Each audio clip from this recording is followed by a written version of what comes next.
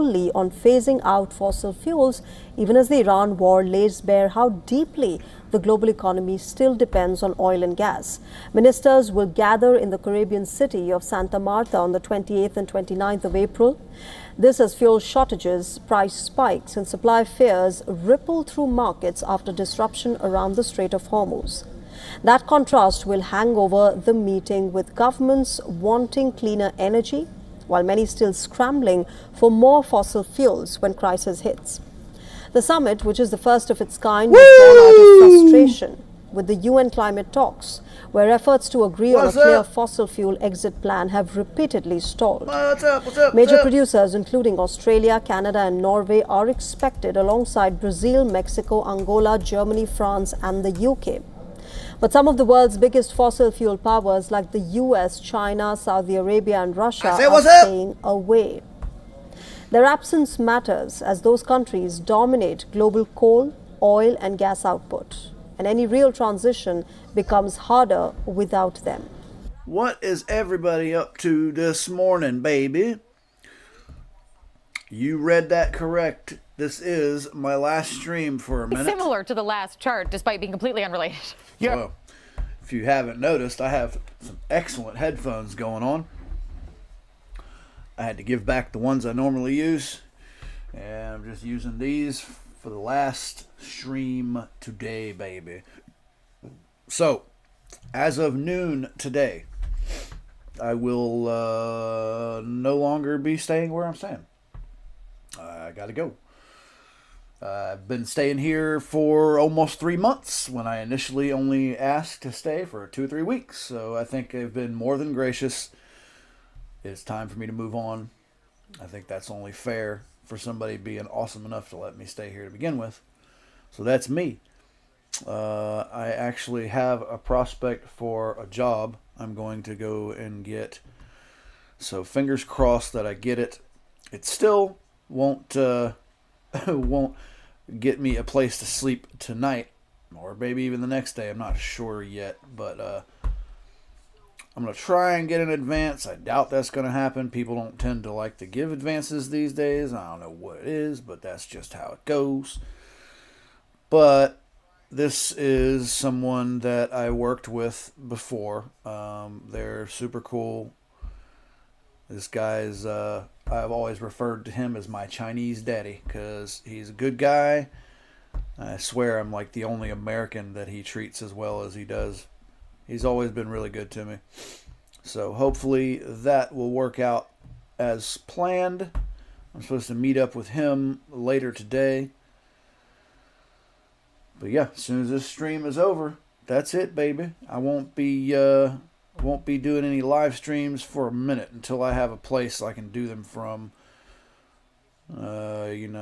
Whether that I'll do them from a hotel room if I get a good hotel room. We'll see how it goes. But yeah, I'm not very optimistic about the hotel room, but we'll see. I've got this fundraiser going on YouTube as well. We'll see what happens. I hate asking people for money, but that is the purpose of the fundraiser, so that I can bridge the gap a little bit. I was going to see if I could stay here for a couple of more days just to bridge that gap, but I feel so bad for not doing what I said I'm going to do initially. I just don't feel like I've got much of a leg to stand on, So I figured I would just do the right thing and GTFO.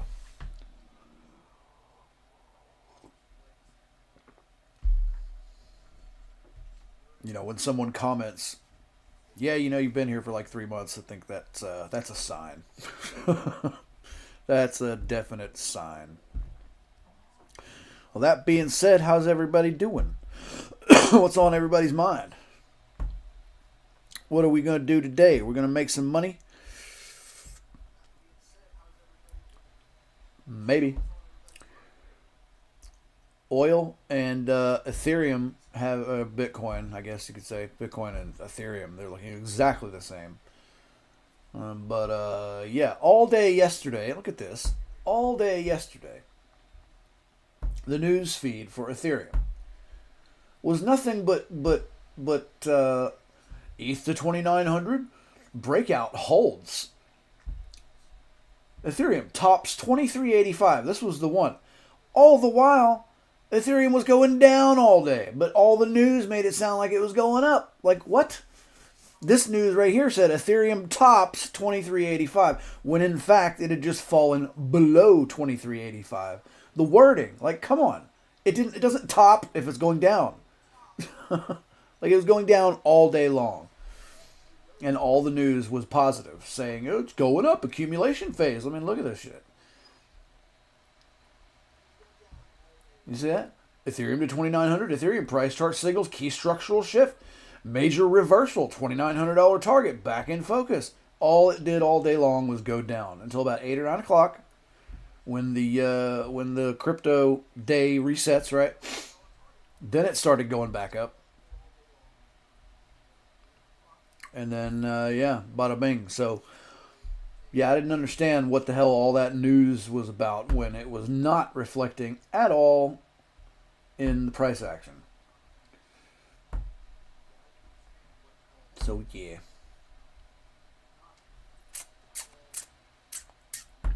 And, of course, here's your ETH futures.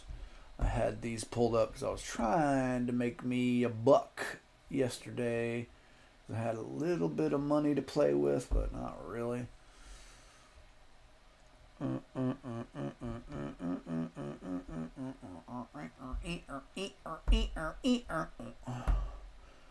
So there was plenty of interesting news, was there not? In fact, I've got some I saved just for today.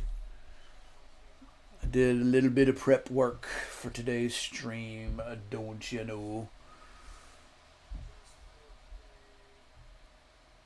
Let's see. You see. Rudy Theo, Rudy. Rudy Theo.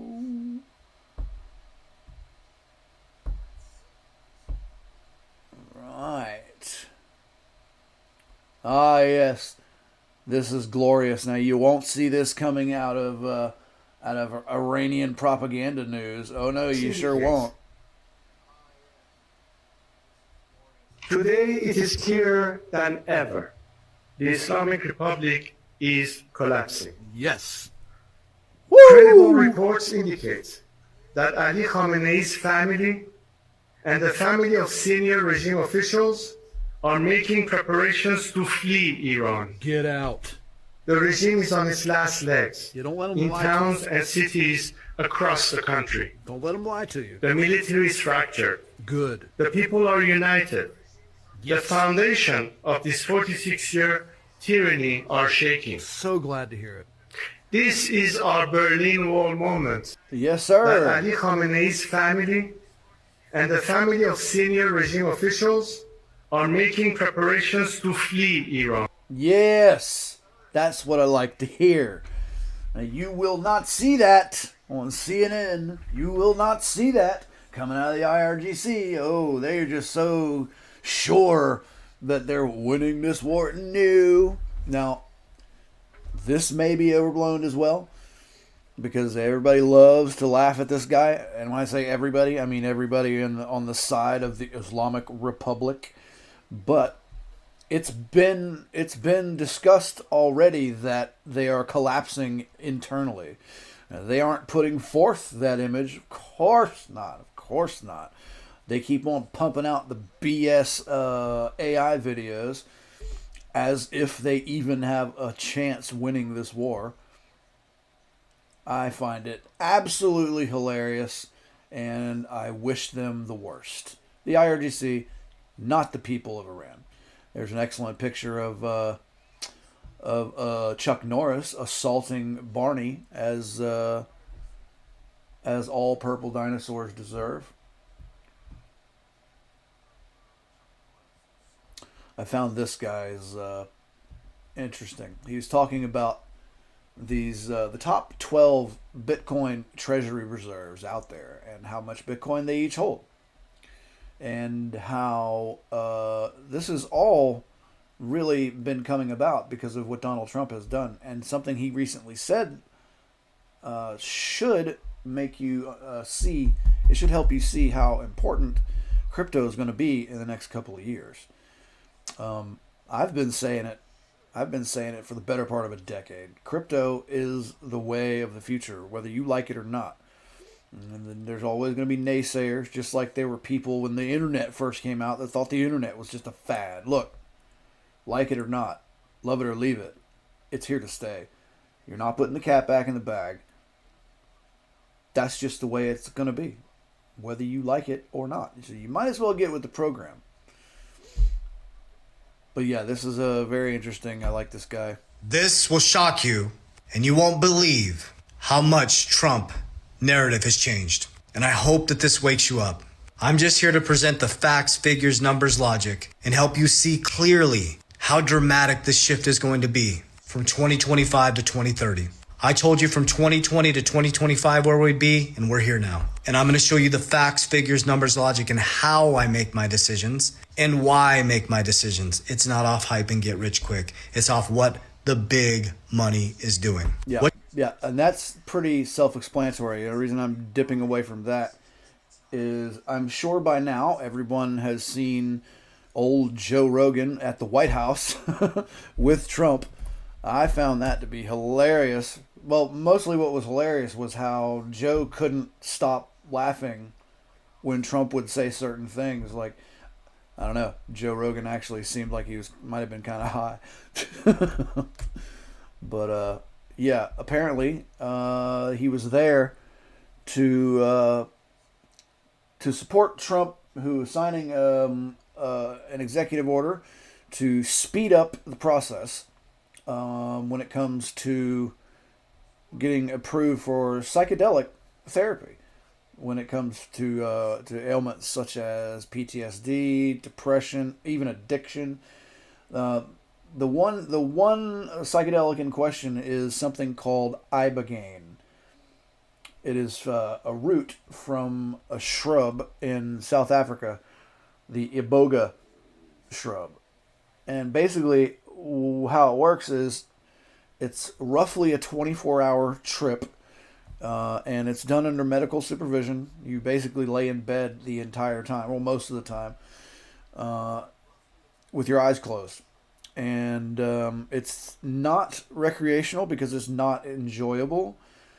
But yeah, it supposedly has an 84% success rate in rewiring the brain and introducing a new plasticity to the brain so that with one treatment, you can cure addiction. Now, I don't know how accurate that is. I don't know how much empirical evidence is behind that claim, but that is a bold claim. And that was what Trump was reading when he was talking about it. And then he asked for some. And that was what Joe Rogan was laughing at. I think it's totally worth a look-see.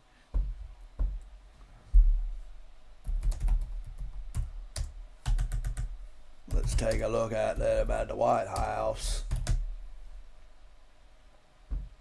No. We don't need the whole damn event. 46 minutes.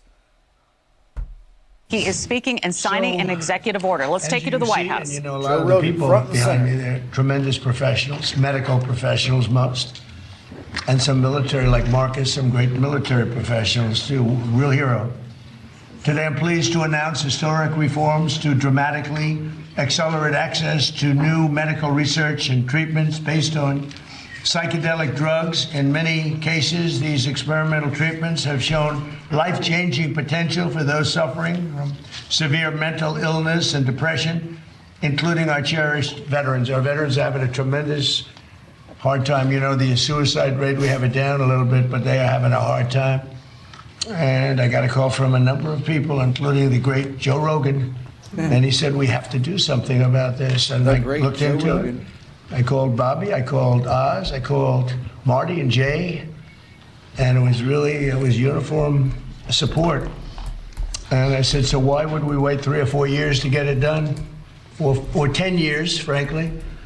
Let's get it done immediately, and that's what happened. This has probably never been anything happened so quickly. Everybody is so strongly in favor of this. It's for a lot of people, but it's for our military in particular. The suicide epidemic among veterans is a national tragedy. Since really 9/11, we've lost over 21 times more veteran lives to suicide than on the battlefield. So we lose, think of that, 21 times more.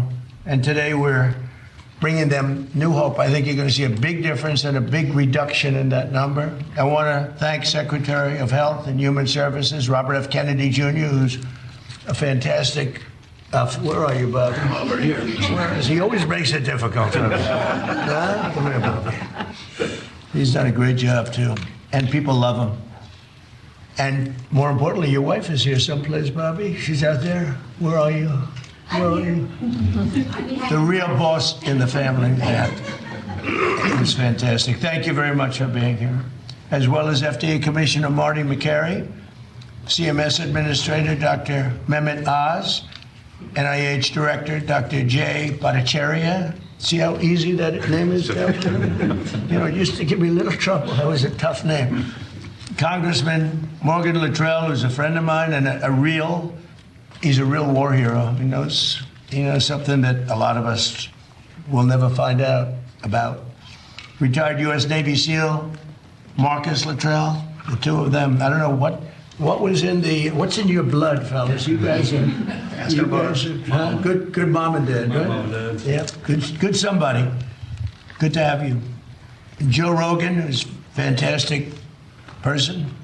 We did a little interview before the election. We had over 300 million people.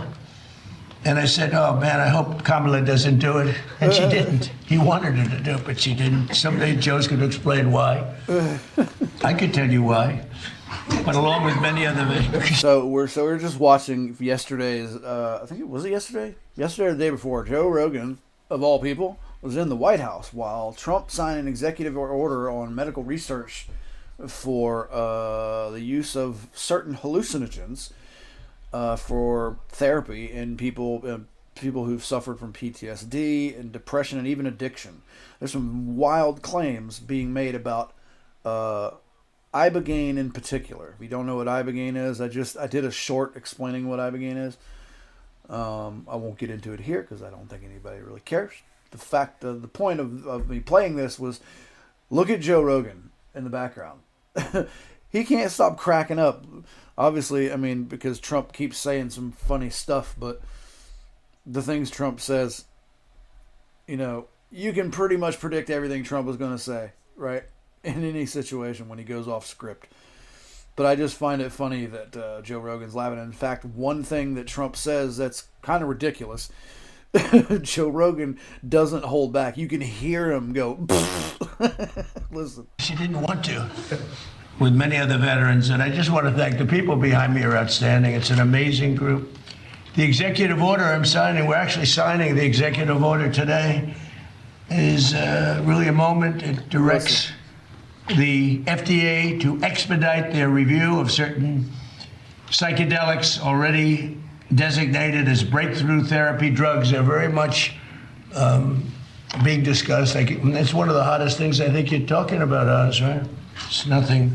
If these turn out to be as good as people are saying, it's going to have a tremendous impact on this country and other countries too. These treatments are currently in the advanced stages of clinical trials to ensure that they're both safe and effective for the American patients. And the nice part is we're actually doing this early, but it has been going on. Research has been going on for quite some time. But usually with things like this, nothing ever happens, no matter how the research ends up. But we're changing that. This order will clear away unnecessary bureaucratic hurdles, improve data sharing among the FDA and the Department of Veterans Affairs, and facilitate fast rescheduling of any psychedelic drugs that become FDA approved. And we think many of them will go very quickly. And they're actually talking about doing this for not just ibogaine, but for things like MDMA, ecstasy, and psilocybin, which those should be used with care. Obviously, for ibogaine, it's not for recreational use, and if you ever did it, you would understand why. It's not enjoyable. It's therapeutic only. I have to say the But most yeah, favored pay nations attention pricing to that we Joe Rogan. established, that I established, has been knocking the cost of drugs down by 50, 60, 70, 80%.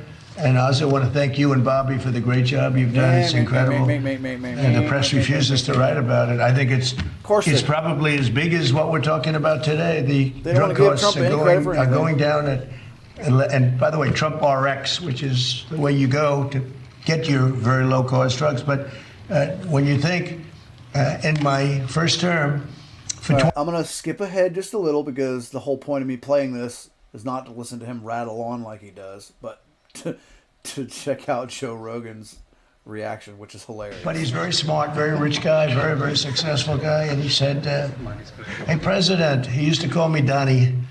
Now he calls me President, sign of respect. He said, I'm in London. I bought this stuff for $87 in New York. All right, come on. He had a whole big research and this difference. So we'll be paying. They go up a little bit. So the 87 will go like to 120. Come on.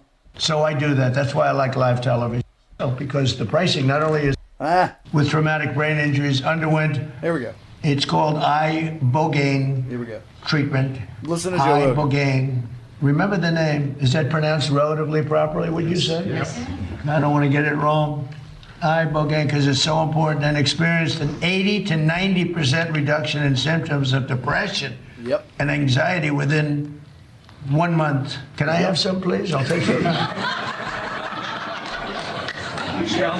I'll take whatever it takes. Thank you for watching. Subscribe below and download. Anyway, well, I'm not going to go digging through it again. What was funny was that Trump said something. Damn it, go watch it. I'm telling you, it's funny if you care.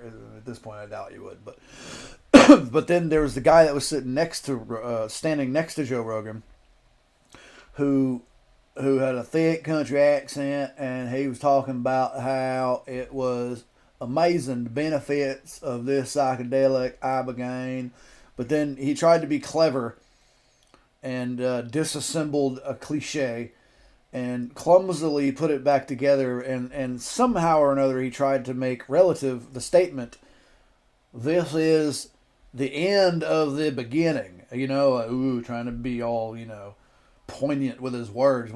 What does that mean? The end of the beginning? Shut up. Anyway, what I found was funny was Joe Rogan was standing next to him while this guy was talking, and Joe Rogan was looking up at the ceiling with that Keanu Reeves Bill and Ted's Excellent Adventure look on his face, like, whoa. I bet he was stoned.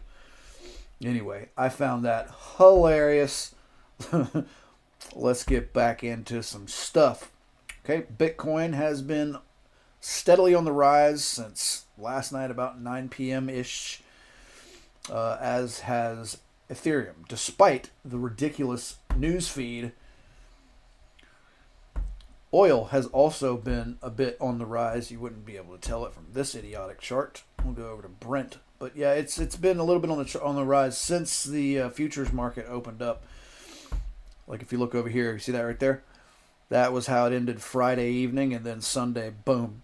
Futures market reopened, bang, all the way up. A quick 7-ish% rise, and this is all basically because of new tensions in the Strait of Hormuz. I think we shot a ship after warning them plenty of times.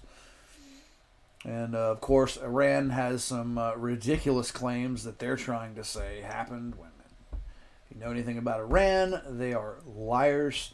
They've got nothing. They're falling apart. And it just warms my heart.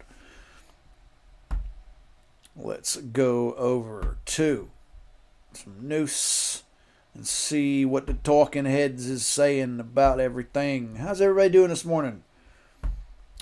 Drop a like if you would, please. It would really, really be awesome. You can also comment anything you'd like me to look up. This is the last stream I'm going to be doing for a minute. I don't know when I'm going to be coming back. As of noon today, I will officially be homeless.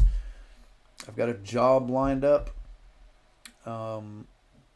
but I'm not going to get paid for like a week at least.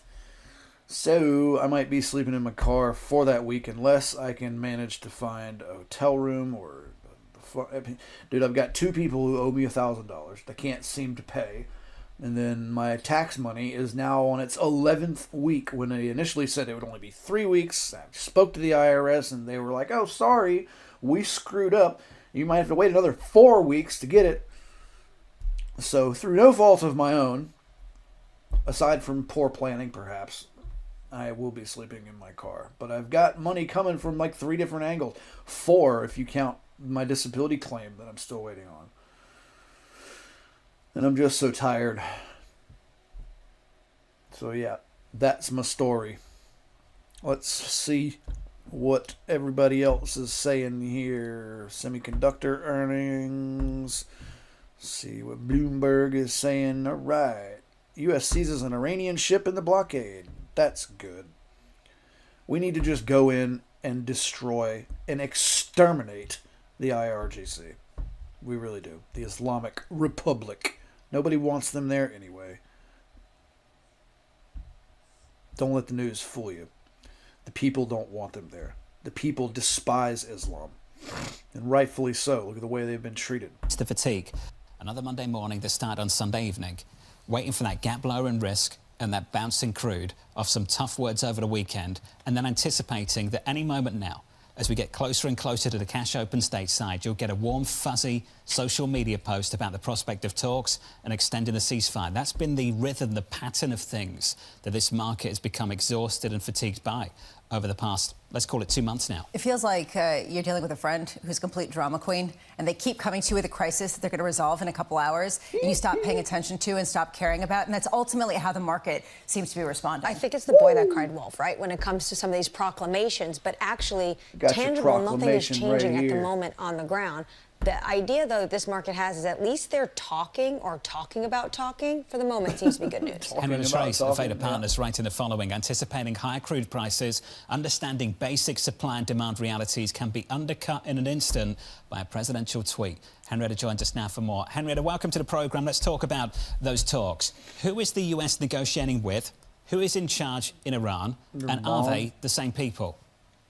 That's the perfect question. I mean, I don't think that J.D. Vance is headed over there knowing exactly who's in charge. You can see disparate indications from across Iran. They already different directives, different.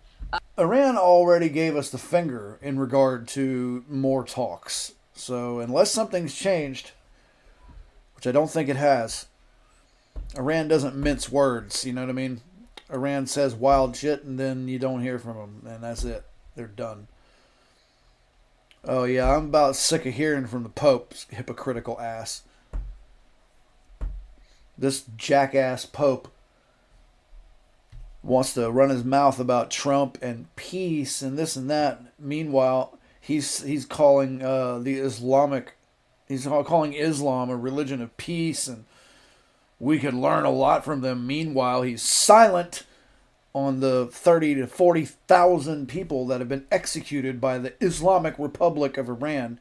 Now, while I know that they don't represent the whole of Islam, it's not really a good look. And it's worth mentioning, I think, there, Popey. So, yeah, I got a bone to pick with the Pope. I'd love to hear his take on what I just mentioned. But you probably won't. Pressing the president to just completely end this. If anything, they're more responsive to the president's tweets about, being Christ the healer and combative with the Pope. That stuff really doesn't play well with the American electorate. And so there's been a lot more opposition to that kind of dynamic than there has been to the decision now that it's been made to go into Iran. And now the strait is closed, and that's obviously a problem. We're seeing in polling that Americans are frustrated with higher gasoline prices, but we're just over $4 a gallon on the national average. You say the line in the sand for Congress is $5 a gallon. Ahead of the midterm elections, if we hit 5, what's going to be the response? There's two things at play here. I seriously doubt that we will. $4 gas before. We're at 408 or whatever right now. So the American consumer doesn't like this. It's not enjoyable, obviously, but it's not the worst thing they've ever seen. We've been through the Arab Spring. We've been through the pandemic. Staff on Capitol Hill really tells me that $5 is more the inflection point. As we get into the 450, 475, 485 range, we start talking about suspending the federal gas tax, which Canada has already done, and Georgia in the United States has already done. So there's room to run on that front. But really, for the election, it's the volatility. There have been some analyses done historically over how voters respond to higher gas prices, and it's not the price; it's the chaos.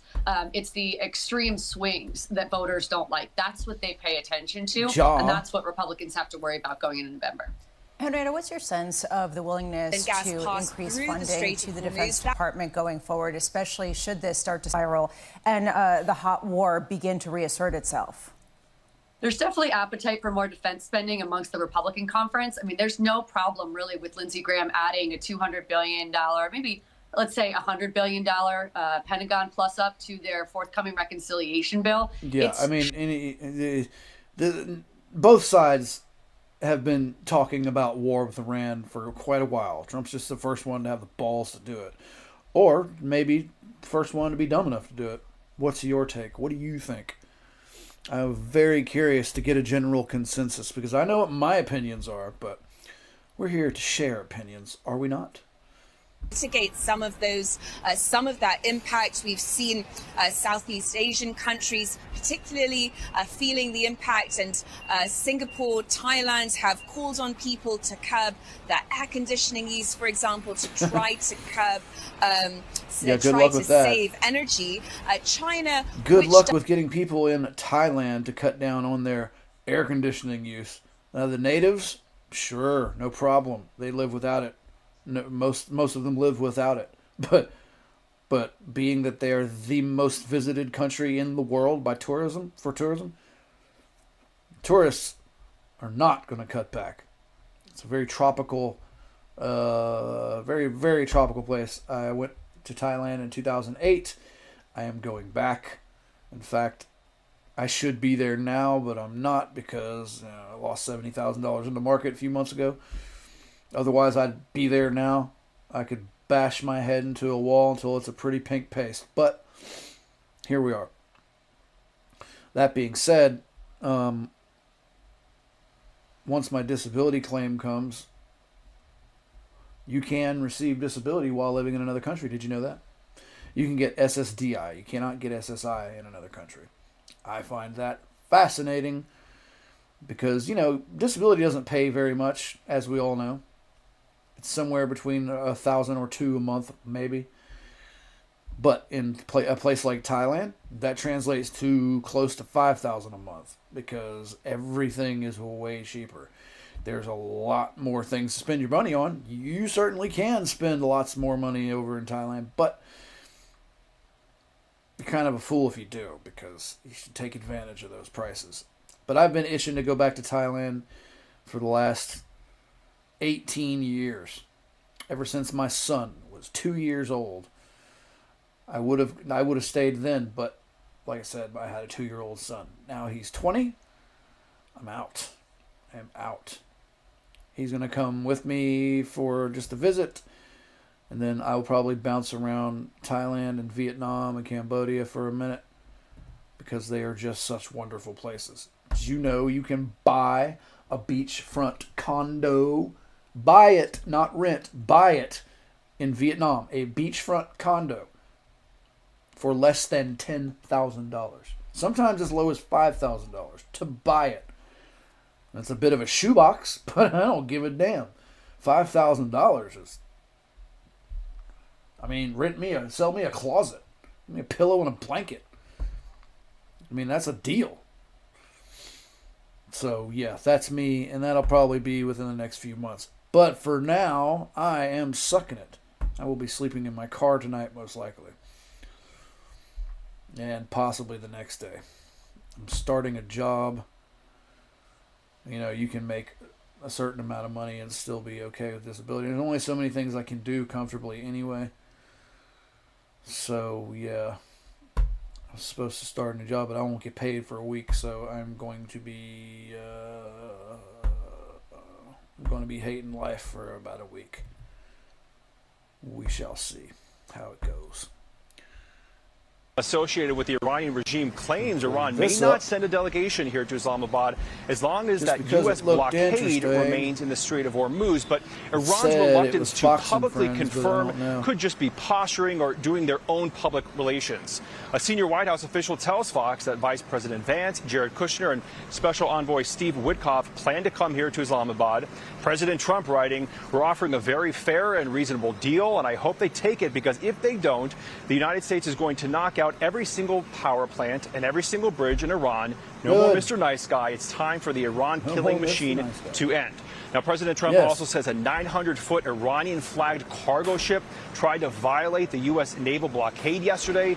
The U.S. destroyer Spruance repeatedly warned the Iranian ship to turn around in a 6-hour standoff before firing at the Iranian ship's engine room. I think they gave them plenty of warning. No, dude. Vacate your engine room. Vacate your engine room. We're about to blow it to hell. Subject you to disabling fire. Boom. One shot at a time. Disabled their engines. I think that was pretty merciful. U.S. Marines used a helicopter to board that ship, and the president says the U.S. is inspecting what's on board. Now, Iran claims the U.S. violated the ceasefire by firing at a commercial ship. They launched drone attacks on the U.S. military, and they're vowing to retaliate. So hour by hour, we are tracking and monitoring the development of critical peace talks here in Pakistan. We will keep you updated, Brian. These peace talks aren't going to go anywhere. We'll see what happens. Democrats say Iran already gave us the finger on these peace talks. Putting power plants and bridges could amount to a war crime. Nope. You have the president, as you pointed out, threatening to destroy all power plants. I didn't think we would ever get to. Listen, the Iranian people are literally asking for it. You don't have to go very far to find the endless stream of videos of the citizens saying, please do not stop bombing. We want the IRGC out. Now, it's being speculated on that the only way this is going to happen is if the IRGC crumbles from the inside, which they are showing plenty of signs that is happening. Don't let the mainstream media fool you. You can find this information if you only look. But these days, our biases program our algorithms. So, if you're inclined to not believe that sort of thing, you're probably not going to get it up in your feed. You got to go looking for it, which I highly encourage everyone to do. No matter what side of the fence you're on, go and search for opposing opinions. Even if you don't like it, go search for them. Be honest with yourself. Sometimes what you want ain't what happens. So quit seeking out confirmation bias. You got to break the algorithm. The algorithm has a tendency to show you what you want to see. That's exactly how it works. It is completely antithetical when it comes to trying to get a version of the truth. You're not going to get the truth by allowing that algorithm to do its thing. You have to break through it. You have to be looking for shit that you don't want to see. Because it's never black and white. It's always some degree of a mixture, right? It's always some shade of gray, the truth. So I highly encourage everyone to go and watch that opposing side of the news. I don't care what you think about it. Even though I do not like CNN, I'll still watch CNN just because I need to hear what they're saying. It's kind of similar to Fox News in that they just pump out, propaganda left and right. But if you take both of them in, and I'm talking specifically Fox News versus CNN, you take them both in, you're going to find some measure of truth, a thread of truth that runs through them both.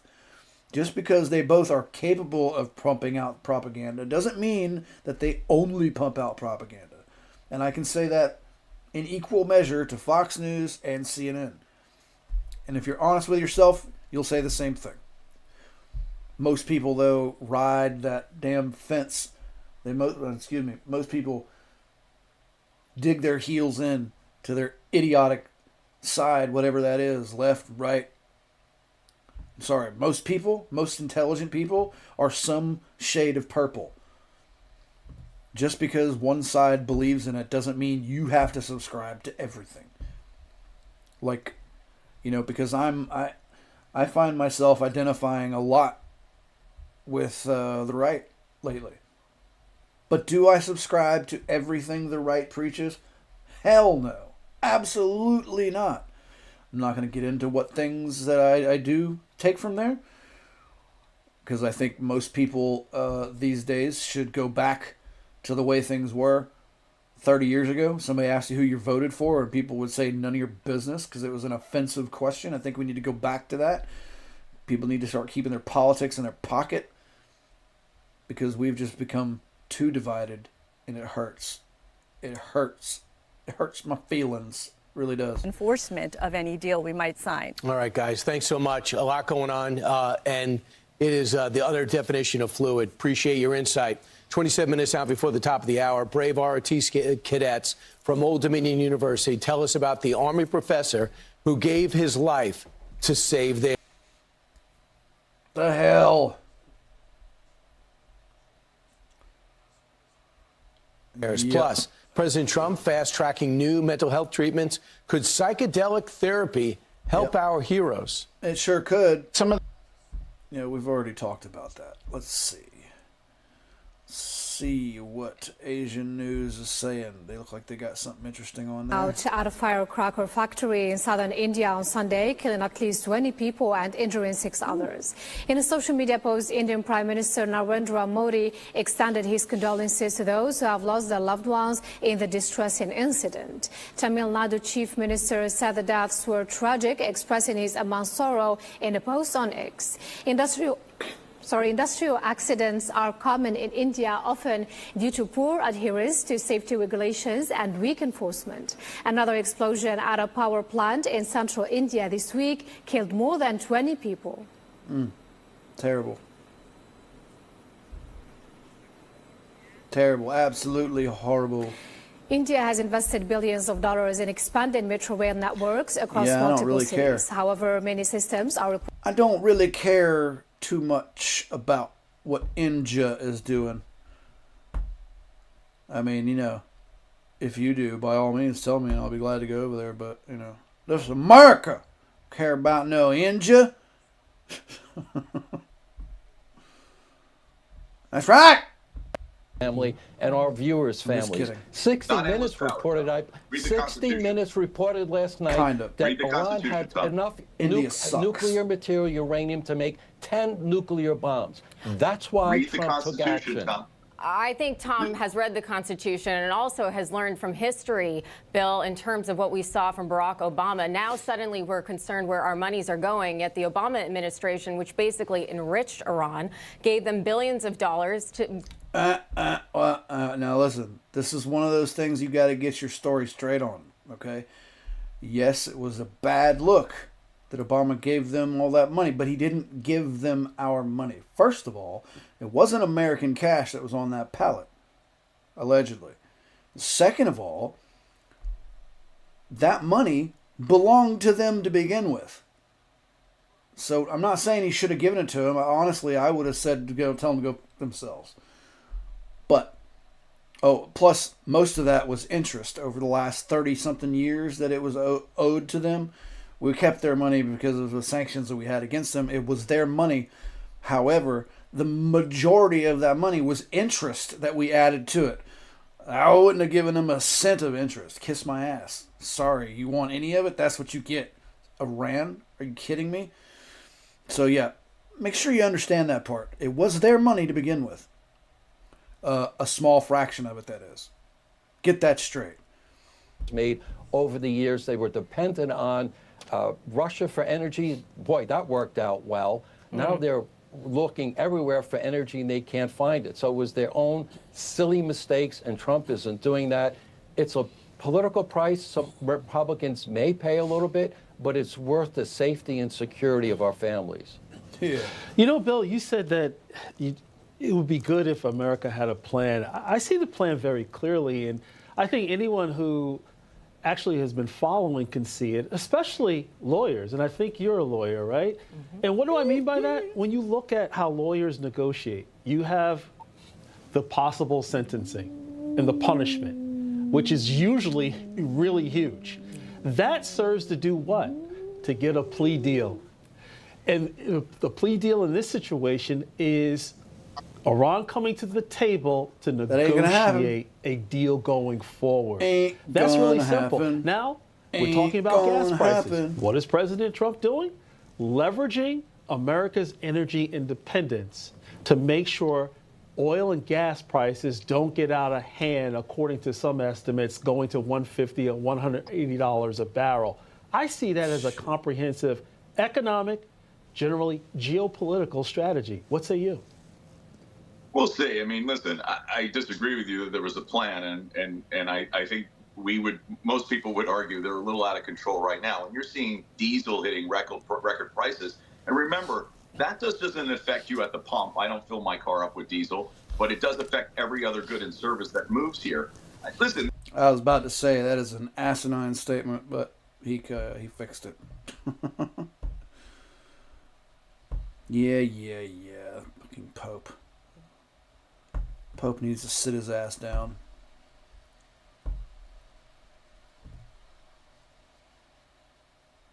See what Ion News is saying. I like these guys. I'm about to go have a smoke. In contrast, North America... While we wait on pre-market to start. Pre-market will begin in 20 minutes. Let's see. Ethereum is following Bitcoin, as it usually does. It looks like it's having a slow creep up. Oil is kind of all over the place. It's still up from yesterday when the market opened, when the futures market opened. And the dollar is following suit. Look at that. Dollar, silver, and gold. I've never seen these things look so similar, because usually the dollar and precious metals, namely gold and silver, are inversely related. Because when you see the value of gold and silver going up, what you're witnessing is the value of the dollar go down. Once you understand that concept, you will understand gold and silver's relationship to our dollar. But yeah, I mean, gold was over $5,000 at one point, wasn't it? I can't remember. Pretty sure it was. Anyway, I don't really watch gold. I'm more of a silver person myself. 34 cases of malnutrition from a total of over 4,200 boys and girls screened, urging for unrestricted entry of humanitarian aid in the Strip.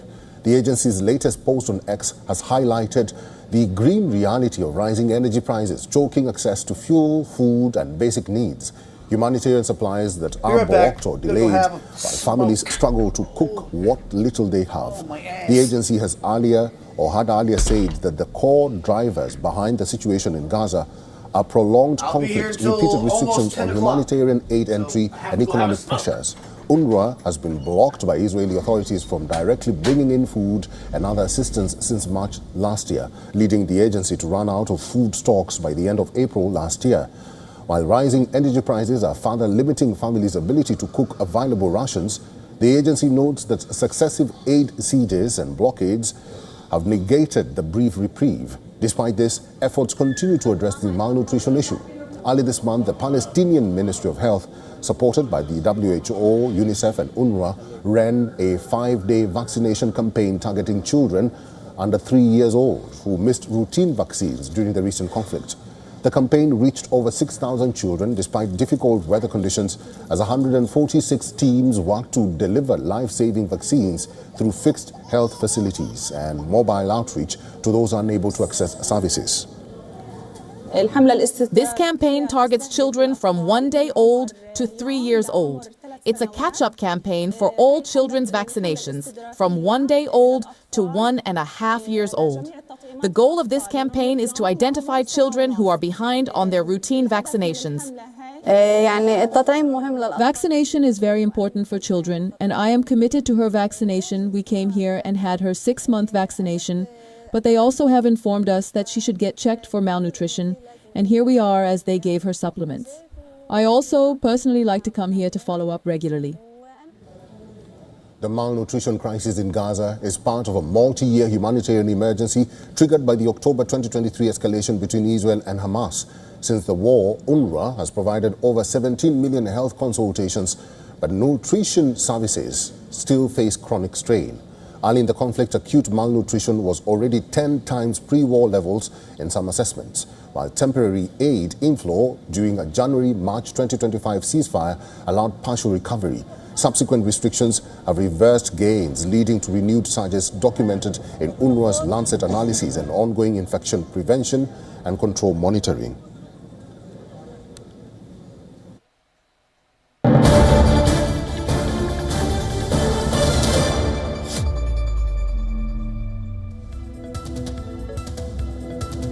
This breaking news is from Japan. The country has issued a stark warning of a potential mega quake after a powerful earthquake struck off its northeastern coast. The Japan Meteorological Agency, or the JMA, said an earthquake of magnitude 7.7 on the Richter scale struck, after which tsunami advisory was issued. The quake, which hit at 4:53 p.m. local time in the Pacific waters off northern Iwate Prefecture, was strong enough to shake large buildings as far as Tokyo, hundreds of kilometers away. After the first quake, Japan issued a special advisory warning of an increased risk of earthquakes at magnitude 8.0 or stronger after a powerful jolt rattled the country's north and prompted a tsunami warning. The Japan Meteorological Agency says in a statement that the likelihood of a new huge earthquake occurring is relatively higher than during normal times. The Japan Meteorological Agency is currently examining whether it is related to a subsequent earthquake along the Japan Trench or the Kuril Trench. We urge the public to stay alert for earthquakes at a scale around 5+. In addition, those living in areas that experience strong quake should pay close attention to evacuation information issued by local authorities via radio, television, and the internet.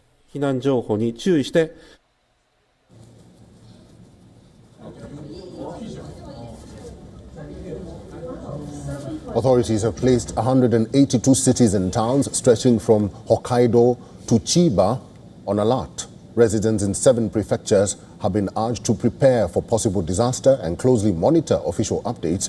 Tsunami activity has already been recorded. An 80-centimeter wave hit Kuji Port in Iwate Prefecture, with water levels continuing to rise. A 40-centimeter tsunami was observed at Miyako Port. Smaller waves under 30 centimeters have reached other coastal areas. Full tsunami warnings are in effect for Iwate Prefecture and the Pacific coasts of Hokkaido and Aomori, where waves of up to 3 meters are possible. Advisory level alerts have been issued for additional coastal regions, including Miyagi and Fukushima, where waves could reach up to 1 meter. Authorities are also warning that a second tsunami could follow the initial impact. Residents in affected areas are being urged to evacuate immediately to higher ground and remain alert for aftershocks, landslides, and further seismic activity in the coming days. Prime Minister Sanai Takaichi has called for swift evacuations in high-risk zones. So far, no abnormalities have been reported at nearby nuclear facilities, including the Fukushima Daiichi plant, though inspections are currently ongoing. As a precaution in response to the aftershock advisory, which is expected to remain in effect for about a week, please ensure you are prepared to evacuate immediately and always carry your emergency supplies with you. Japan remains one of the world's most seismically active nations, experiencing earthquakes of magnitude 7 or higher roughly every 16 months. The most recent major event occurred in December last year when a magnitude 7.6 quake struck off Aomori Prefecture. Well, this is Hokkaido Prefecture, as you can see on your screen, and the residents there have been told and urged to remain cautious and avoid low-lying areas. They have been advised to move to higher ground, and the Prime Minister, Sanai Takaichi, has issued an alert for the Hokkaido Prefecture and the surrounding areas in Japan. Remember, Japan is prone to earthquakes, and this could be a major earthquake, as according to meteorologists in that department and in that area. And they say that this could in effect turn the tides very wide and very high. So a likelihood of a tsunami could happen in the next hour or so.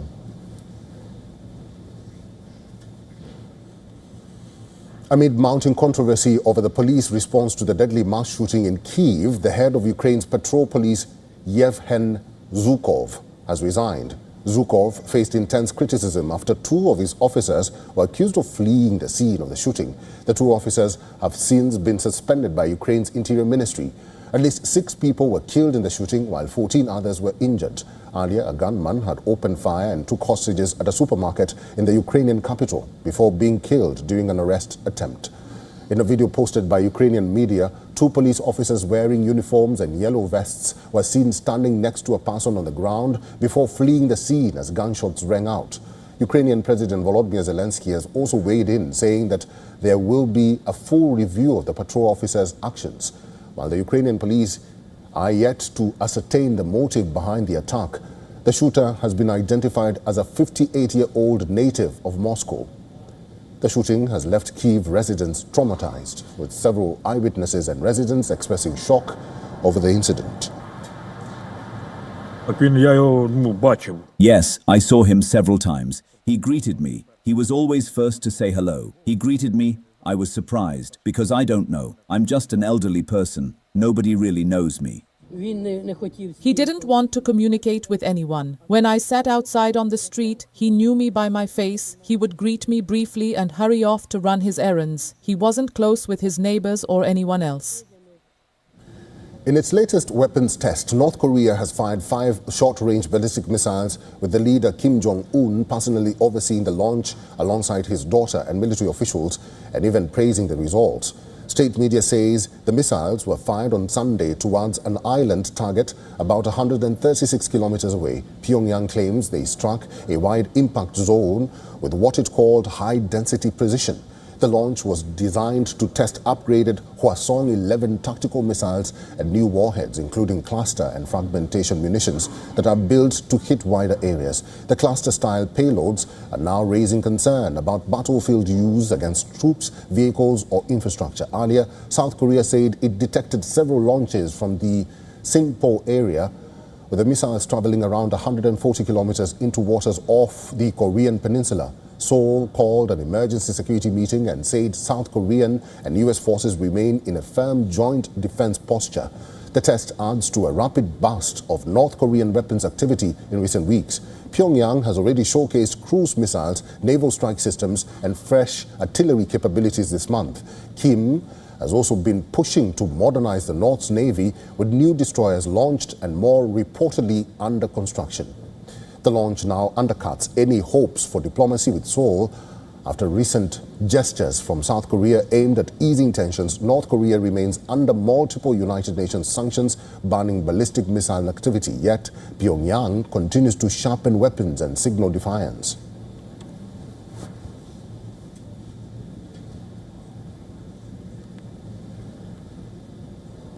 Engineers at Northwestern University in Illinois have created printed artificial neurons that can directly interact with real brain cells, marking a step towards electronics that can communicate with the nervous system.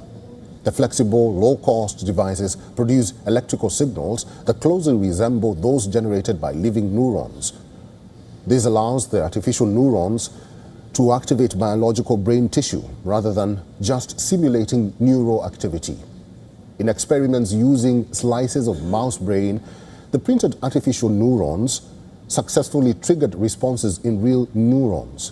The finding demonstrates a new level of compatibility between electronic devices and living neural systems.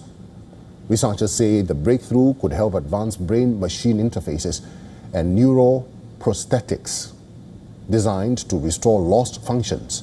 Such technology could one day support implants that help restore hearing, vision, or movement. The development also points to a new generation of brain-inspired computing where hardware mimics how neurons communicate. This approach could enable complex computing tasks while using far less energy than today's systems. The human brain remains the most energy-efficient computing system known, and scientists hope to apply its principles to future technology. Scientist Mark Hassam, who led the study, said, and I quote, "The way you make AI smarter is by training it on more and more data. This data-intensive training leads to a massive power consumption problem. Therefore, we have to come up with more efficient hardware to handle big data and AI. This could bring machines one step closer to thinking like the human brain." Oh, yeah. Oh, yeah. A delicate rescue operation is in motion off Germany's Baltic Sea coast as crews work to free a humpback whale that has been stranded on a sandbank for nearly 3 weeks. A whale? Well, that's nice of whoever's doing it. That's awfully nice of whoever's doing it. Oh, I just saw the Islamic symbol, so I don't think I'm going to click on that because Islam. As to the separation that was occurring, I mean, had people come out and said that they witnessed anything odd about his behavior? Well, the 5 minutes investigation ahead is of still pre-market. happening right now, and of course they're going to look into the mental state of the guy. I mean, to Sure. kill your own kids is so awful that something had to have caused him to switch in that ghoulish way. So that investigation is still happening. But just Easter, he had posted pictures of him and his kids at church celebrating Easter. He apparently just posted pictures of, he had a daddy-daughter date with another one of his kids. So it at least on terms of social media, it didn't appear as though there was something turning in him. But of course, Christian will learn more about the investigation as it unfolded. This just happened, not 24 hours into this. Wow. Thank you so much, Jason. Yeah, thanks, Jason. Thank you so much, Jason. Well, folks, hope you're bundled up in the Northeast today. The warm weather has gold quickly taking faded a away, run with a cold front taking its place. Meteorologist Julia Fife has the latest weather update. Julia. Much better weather expected this week for the Midwest. They were hit. Yeah, I don't really care about the weather, considering I am broadcasting to the world. Some regional weather doesn't really matter. Look at gold. Gold has taken a run. Wonder what the catalyst is. Let's see what's in the news feed for gold. Gold falls 4 hours ago. Nothing new. Silver taking a run up as well. I have a hell of a prediction for gold, or excuse me, for silver. But yeah, that's going to take a while to play out because this war slows everything down. But crypto in general is looking pretty good. I do believe we are going to see another a good run up probably toward the end of the year. Obviously after this war nonsense is over. But I do believe we're going to see good things for crypto this year. And I, for one, will be glad to see it. My birthday is at the end of this week. Go figure, huh?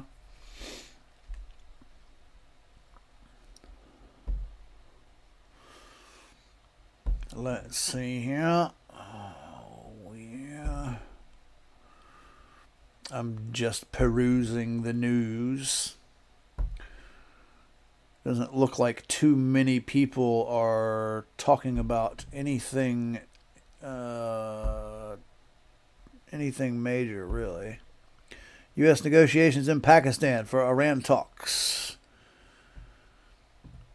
Yeah, I don't see these going well. They know what we want, and they don't want to give it to us. was, quote, not serious about pursuing the diplomatic process, and Tehran would not change its clearly stated demands, adding that it did not believe in deadlines or ultimatums when safeguarding national interests. Now, that is just one of the major headlines coming out of the Middle East, and we are going to touch on all of them. Joining us next is Alexander Cornwell. He is with Reuters. Alexander, good to see you, and you are joining us from Tel Aviv. Hi, good to be with you. All right, so let's start with those peace talks. Now, President Trump had said just a few days ago they would be happening in Islamabad, Pakistan. He sent a number of officials heading there now, arriving today. Iranian Foreign Ministry saying those talks are not happening. So where exactly do we stand at this moment? That's right, and it's a bit unclear. There's also reports coming out in the last few minutes that quoting Iranian officials are saying that they are, in fact, open to peace talks. We have to remember that this could all be a negotiating tactic. In previous weeks, we've seen reports saying that the talks were falling apart, and then the only reason they would be interested in talks is either one, they're dying and they know it, which is highly possible, and or two, just to buy themselves some more time, because Iran is some of the greatest deceivers on the planet. In the Gulf of Oman, the move reversing some of Friday's rally when hopes for calmer conditions helped send the S&P 500 and NASDAQ to fresh record highs. Now investors are shifting back into caution. The key concern for Wall Street, whether this latest escalation sparks a broad... For Wall Street. She sounds like she's pumped full of Xanax this morning. But Alexander, what are some of the movements or posturing that we have seen, some changes on Iran's side in response to this situation at the Strait? And this is a live look at some of the traffic there at this time. That's a lot that of posturing ships. includes these comments that they won't join the talks.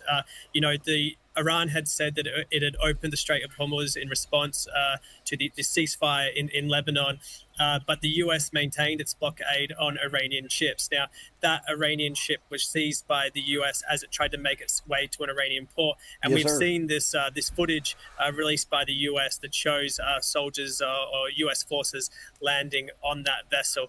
Now, it is unclear what action the Iranians could take or will take. Just to remember that when this war was when it was kinetic before the ceasefire, we were seeing the Iranians frequently attack Gulf states. So it does not necessarily mean there'll be a direct attack on U.S. forces. We could see potentially attacks elsewhere, or again, we could see officials meet in Islamabad and the ceasefire continue. I also want to showcase this, some new reporting that is coming in from today. This is a social media post from a spokesperson with the IDF. It includes a photo here, and it says the IDF is currently examining the reliability of the photograph. If this is indeed a real recent picture, these actions do not align with the IDF's values and the behavior expected of IDF soldiers. The incident will be investigated thoroughly and in depth, and if necessary, steps will be taken in accordance with the findings. So this is a photo apparently showing an Israeli soldier smashing the head of a Jesus Christ statue during operations in southern Lebanon. Alexander, I know you're covering this closely. You're following the developments. What do we know about this? So the IDF has since come out and confirmed that this action did take place. This is an Israeli soldier seen in southern Lebanon. The actions of that soldier has been condemned by Israeli officials, by the military and the prime minister. And the U.S. ambassador to Israel, Mike Huckabee, has come out in the past few hours and called this outrageous and said that there must be swift, severe and public consequences for the soldier. Now, the IDF has said it's investigating. They have not yet made clear if there has been any preliminary actions taken, including if the soldier has been stood down or suspended from service. And while you were providing that answer there, Alexander, I did post up the most recent social media post from the IDF, which it kind of goes with that latest update you provided. They say that following the completion of an initial examination regarding a photograph published earlier today of an IDF soldier harming a Christian symbol, It was determined that the photograph depicts an IDF soldier operating in southern Lebanon. That IDF views the incident with great severity and emphasizes that the soldier's conduct is wholly inconsistent with the values expected of its troops. The incident is being investigated by the Northern Command and is currently being addressed through the chain of command. Appropriate measures will be taken against those involved in accordance with the findings. Furthermore, the IDF is working to assist the community in restoring the statue to its place. The IDF is operating to dismantle the terrorist infrastructure established by Hezbollah in southern Lebanon and has no intention of harming civilian infrastructure, including religious buildings or religious symbols. And then, Alexander, you also mentioned some of the reaction that we're getting from leaders. This is a post from Israeli Prime Minister Netanyahu. And he says, quote, as the Jewish state, Israel cherishes and upholds the Jewish values of tolerance and mutual respect between Jews and worshipers of all faith. All religions flourish in our land, and we view members of all faiths as equals in building our society and region. Yesterday, like the overwhelming majority of Israelis, I was stunned and saddened to learn that an IDF soldier damaged a Catholic religious icon in southern Lebanon. I condemn the act in the strongest terms. Military authorities are conducting a criminal probe of the matter and will take appropriately harsh disciplinary action against the offender. He goes on to say, while Christians are being slaughtered in Syria and Lebanon by Muslims, the Christian population in Israel thrives, unlike elsewhere in the Middle East. Israel is the only country in the region that the Christian population and standard of living is growing. Israel is the only place in the Middle East that adheres to freedom of worship for all. We express regret for the incident and for any hurt this has caused to believers in Lebanon and around the world. So I just wanted to get those comments there, the reaction from that recent story that was just published, and we'll see, what happens going forward. But Alexander, now that we're on this subject of Israel and those operations in Lebanon, we also have a live look coming out of Beirut. Now, we're hearing that still a lot of operations are happening there down in southern Lebanon. Hezbollah actually saying it detonated explosives Sunday afternoon in an attack against Israeli forces in southern Lebanon, marking the first claim of an attack by Hezbollah since the 10-day ceasefire went into effect last week. So I guess the question is this. I know that in this regard, it's Israel and Hezbollah that are fighting each other, but Lebanon and Israel, they're in a ceasefire. Is that ceasefire still considered to be in effect? I mean, formally, yes, the ceasefire is still in effect, but a few things to remember. There's been a ceasefire in effect in Gaza since October last year that President Trump brokered, and Israel has continued to carry out frequent attacks there. There was until March 2nd this year a ceasefire in place in southern Lebanon between Israel and Hezbollah de facto since November 2024, and Israel continued to carry out near daily strikes on southern Lebanon. Now, Israel says it's acting to prevent attacks both in Gaza and in Lebanon against Israeli forces or against Israeli civilians. So two things can be correct at the same time. A ceasefire can still be in effect, and we can continue to see Israeli strikes and potentially Hamas attacks. And Hezbollah. Yeah, because, the thing is Iran keeps saying they're not interested in a ceasefire unless all parties are involved, as if that's the United States' problem or for us to say. In one breath, they want to say that it's our priority or our problem to get all these other warring factions to shut the fuck up, like Hezbollah and Lebanon. And then in the next breath, they want to say, we can't dictate policy to the world. Well, which is it, Iran? They want to use whatever narrative fits the BS they're putting forth in the media. And why should we be telling Lebanon a damn thing? Lebanon isn't who's attacking Israel. It's Hezbollah. And they have no sovereignty. But what we haven't seen is that translate to political successes. So let's see where these negotiations go between the US and Iran, potentially in Islamabad in the coming hours or days. And also there's these other channels, these direct communications between the Lebanese government and the Israeli government that's being brokered by the US. Alexander Cornwell with Reuters. Thank you so much for joining us live this morning there from Tel Aviv in Israel. We hope to check in soon. Thank you. Let's continue with some more of these updates, though, and stay with this topic of the Middle East as I bring us back out to a live image that we have over in Beirut, Lebanon, one that I showcased during that entire discussion there with Alexander. The Associated Press reporting this about 40 minutes ago, that Lebanon's president says his country will negotiate on its own. The president there, in his comments, hinted Beirut will not accept that Iran negotiates on its behalf as part of the U.S.-Iran talks that we're still waiting to see if they're going to happen later on today or sometime this week. Now, he said that a Lebanese delegation led by a diplomat will lead the next round of talks with Israel as a 10-day fragile ceasefire between Israel and Hezbollah remains in place. The date for the talks has not been confirmed yet. He also said that Lebanon faces two options: the continuation of the war or negotiations to end. Hezbollah has expressed opposition to direct negotiations between Lebanon and Israel. And last week, the Lebanese and Israeli ambassadors to Washington held the first direct talks in decades. Yeah, that's because Hezbollah doesn't believe in peace between them and Israel. Their entire mantra is to destroy Israel at all costs. Like, that's their entire thing. Destroy Israel. They have no other operating philosophy. Destroy Israel. That's it. So of course they're not going to be interested in peace.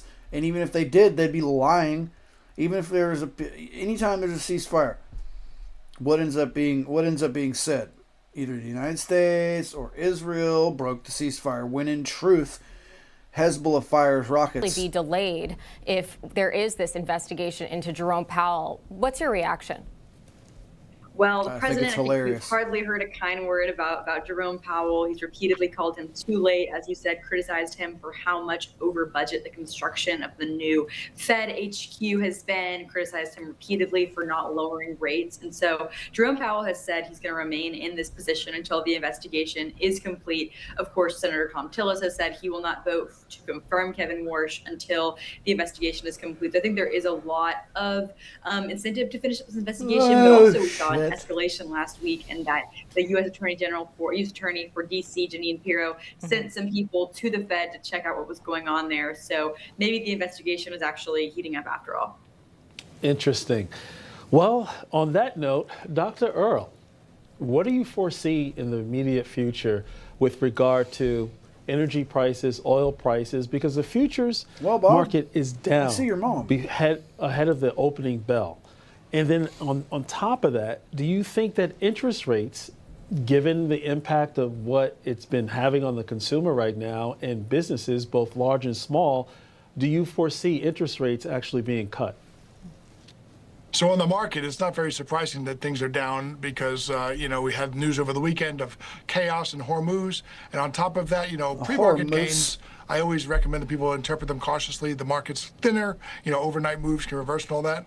As for interest rates, it's very difficult to say because the Fed is sort of at a tight spot right now with their dual mandate.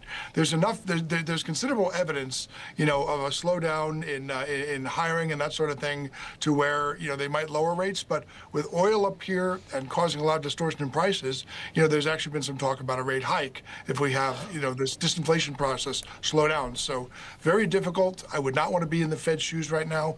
I think it's just going to increase the acrimony between the executive branch and the Fed. Yeah. You got to give me a warning. My heart skipped when you said rate hike. Yeah, John took a little bit of a breath there.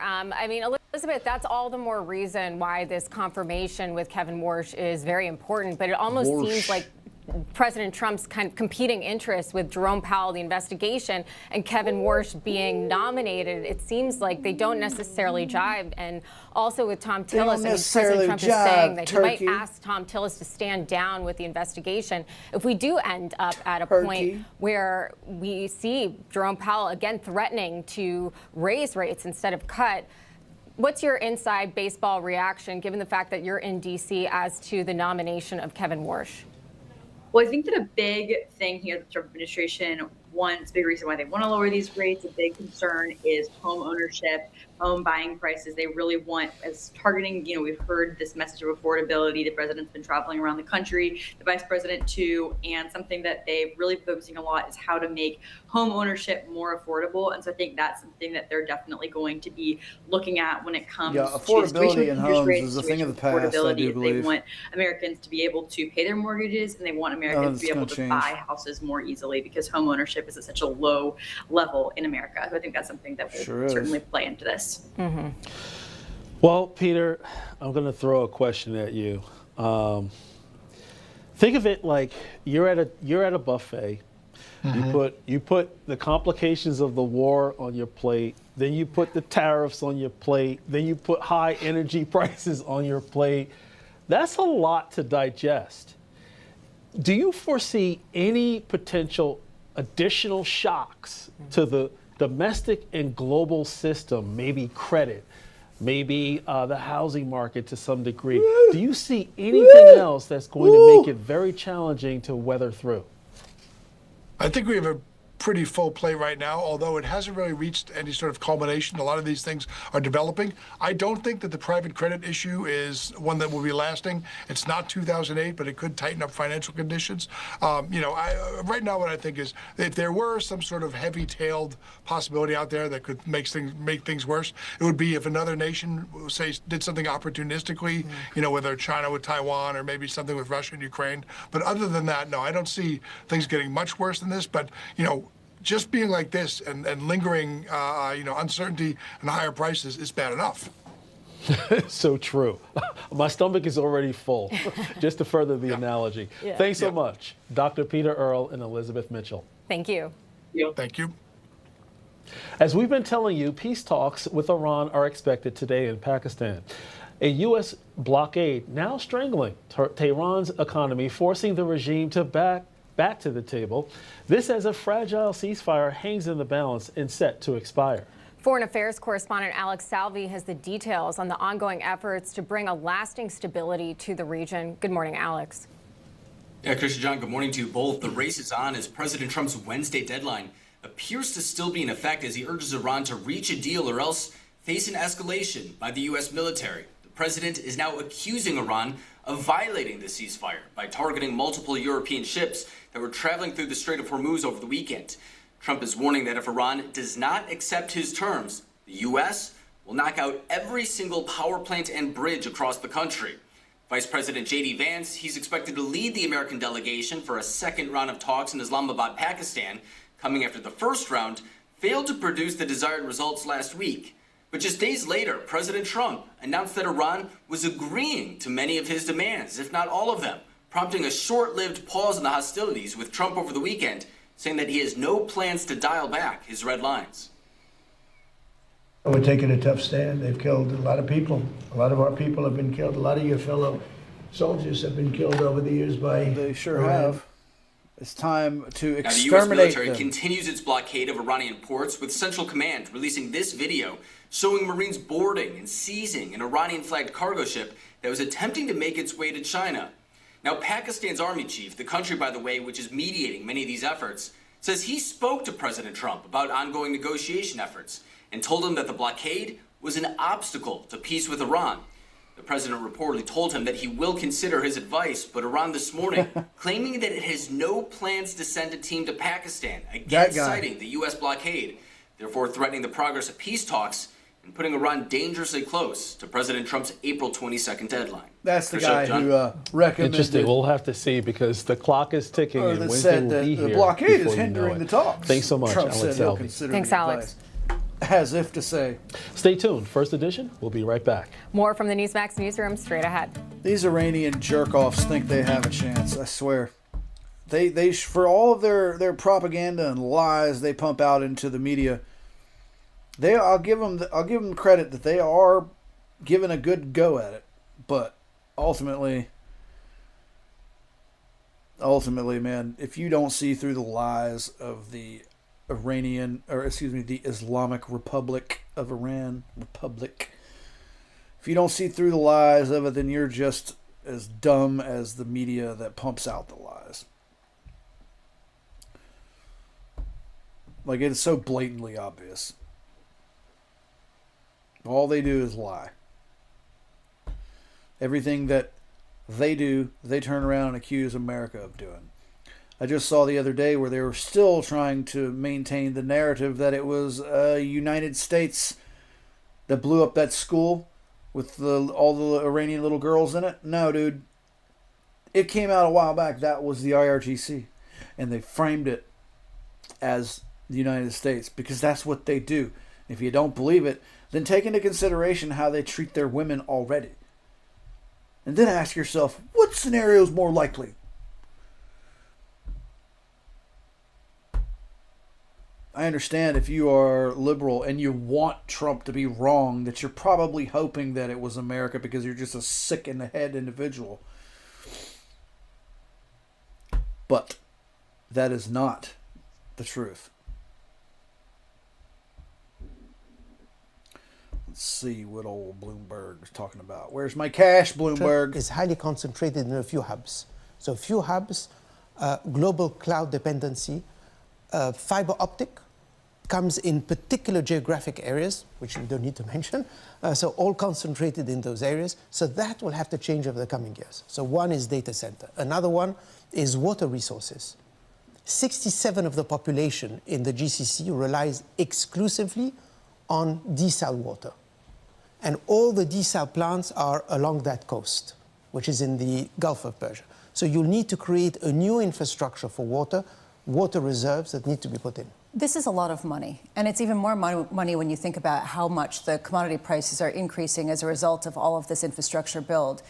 Where is the money going to come from? Is it going to be diverted from other initiatives that these Middle East countries are now investing in, whether it's golf or whether it's the Premier League in football? Or is it going to be coming from outside investors? I think it will come primarily from outside investors. So take a private equity firm like I Squared Capital. We're looking to deploy easily over $2 billion in the coming years in the region, in that kind of infrastructure. It could be in water resources, data centers, which are already doing, renewables. Renewables penetration in that area is 5 to 7%. US is 20%. World overall, globally, it's about 30%. Europe is 60%. So they're way behind in terms of integrating renewables power into their system. So I think you're going to get a lot of investments.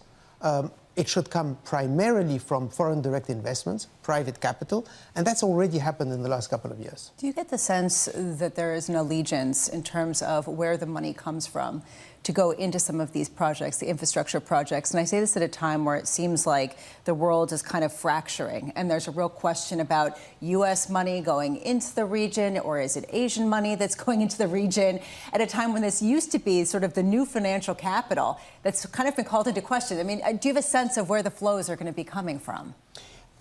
I think, interestingly, the flows are going to continue to come from the U.S., because we are the largest, deepest capital markets in the world. There's no doubt about that. We tend to be sometimes short-term and forget about the long-term. Asia tends to be more longer-term.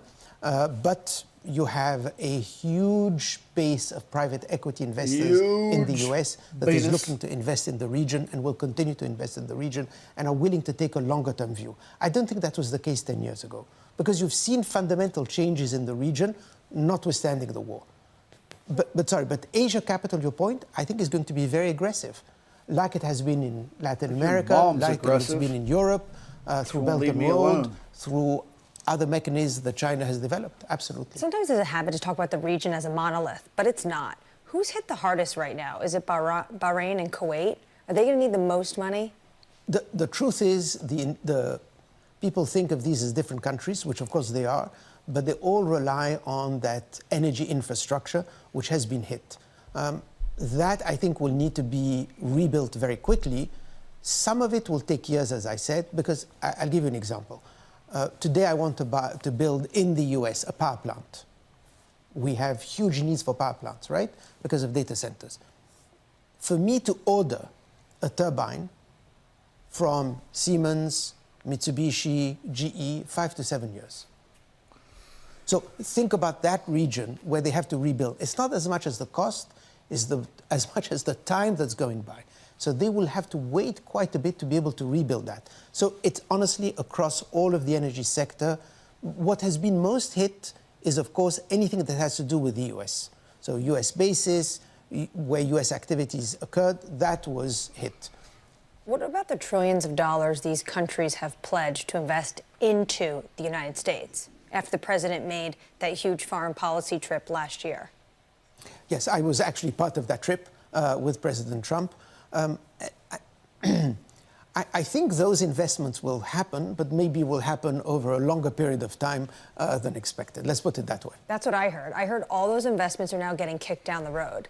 Your mom's Just getting kick kicked down the road. But for the President of the United States, this was a huge foreign policy win. Yes, you see, there's an irony to that. I think those economies are willing to invest in the US. The question is, in what sector?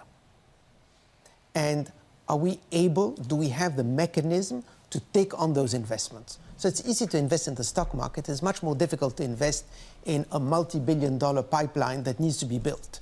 So ironically, it's the availability of projects in the US that is the challenge. The permitting, the regulatory frameworks, all that is effectively slowing down the ability to absorb that kind of capital. Lisa tries to ask the question, do you think the Saudis will stick with Live Golf? Have you got an opinion on that, sir? None, but I think they will stick, yes. Sodok, appreciate your time. Thank you, sir. Thank you Not very at all. much. Sodok Wabada of I Squared Capital. You went there. I didn't go there. You went there. I know. I did. Okay. I was like sort of, alluding to this because it's sort of some of the places that money has gone, and I know that you're kind of hoping one way or another in that particular area. I don't think they stick with Live Golf. I think they wait until after the next tournament wraps up because it's going to be at Trump National in Washington, D.C. Okay, there we go. Getting some headlines from Kevin Hassett, the NEC director. He's reflecting on that Wall Street Journal piece about a swap line for the UAE. Kevin Hassett calling the UAE a valuable ally. The BESM would help if needed, but ultimately a UAE FX swap line probably won't be necessary. Yeah, this is going to be a delicate... Treasury Secretary did a swap line through Treasury, and it was through Argentina. So if we were to see one, it would probably be BESM, similar to what we saw in Argentina. But I also agree with Kevin Hassett. I don't really think the UAE needs one. That's the latest from Kevin Hassett, the NEC director, speaking to the press just moments ago. Coming up on this programme, we'll catch up with Isabel Mateus-Alago of BNP Paribas, looking ahead to tomorrow's confirmation hearing with the Fed. Sorry, I don't have much to say. I'm getting a little discouraged. I've got one person watching, and that's on Rumble. Every now and then, another person will come in, come out. Hey, I get it. My streams are probably boring because I'm kind of learning the ropes here as we go. I'm not an expert on any of the stuff that I talk about, but it's getting a little discouraging. Just thought I'd throw that in there. I appreciate those of you who have shown up, but I was hoping to get a better turnout for my last day streaming. It'll be my last day of streaming for a minute.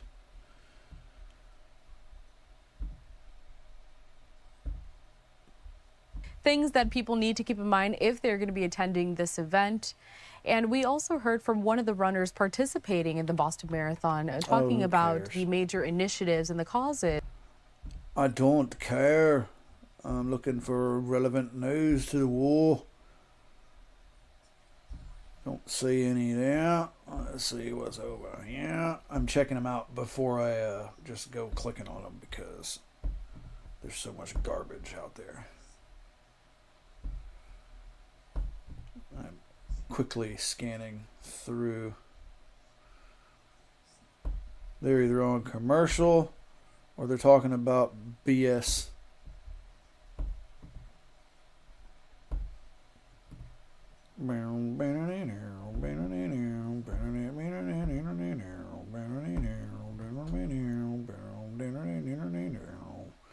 Where's everyone from?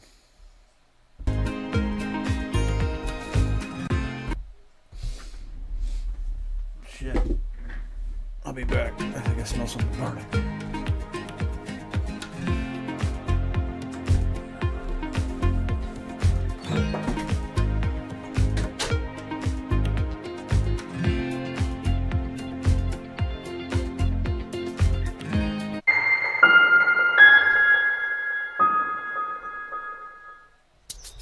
Welcome to Bloomberg This Weekend. I'm David Gura. I'm Lisa Mateo. And I'm Christina Ruffini. We're tracking breaking news today from Wall Street to Washington.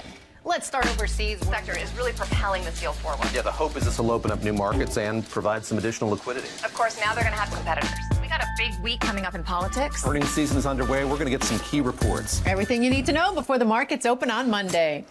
Introducing Bloomberg This Weekend, bringing a little Bloomberg into your weekend routine. Guys, buckle up. When news breaks, a redhead across the Bloomberg terminal. Bloomberg has you covered. Trump's global tariffs are struck down by the U.S. Supreme Court. For all the context and clarity you need. There's going to be now tons of tariff headlines until midterm elections. Hear it first on Bloomberg. Bringing you up-to-the-minute automotive news whenever and wherever it happens. I'm Matt Miller in Detroit, and this is Bloomberg. Trading day is about to start. And you're already looking for that edge. The opening trade brings you everything you need to know as markets open across Europe. Let's talk about significant risk transfers to find space in their balance sheet. Hedging some of that risk. You could look at it the other way. Obviously, this stuff is risk-weighted. I would much rather be long than be short. We're in a kind of sweet spot. Very, very strong alignment. 3 revolutions in one. I'm Guy Johnson. I'm Anna Edwards. And I'm Tom McKenzie. This is your opening trade. Every trading day, only on Bloomberg.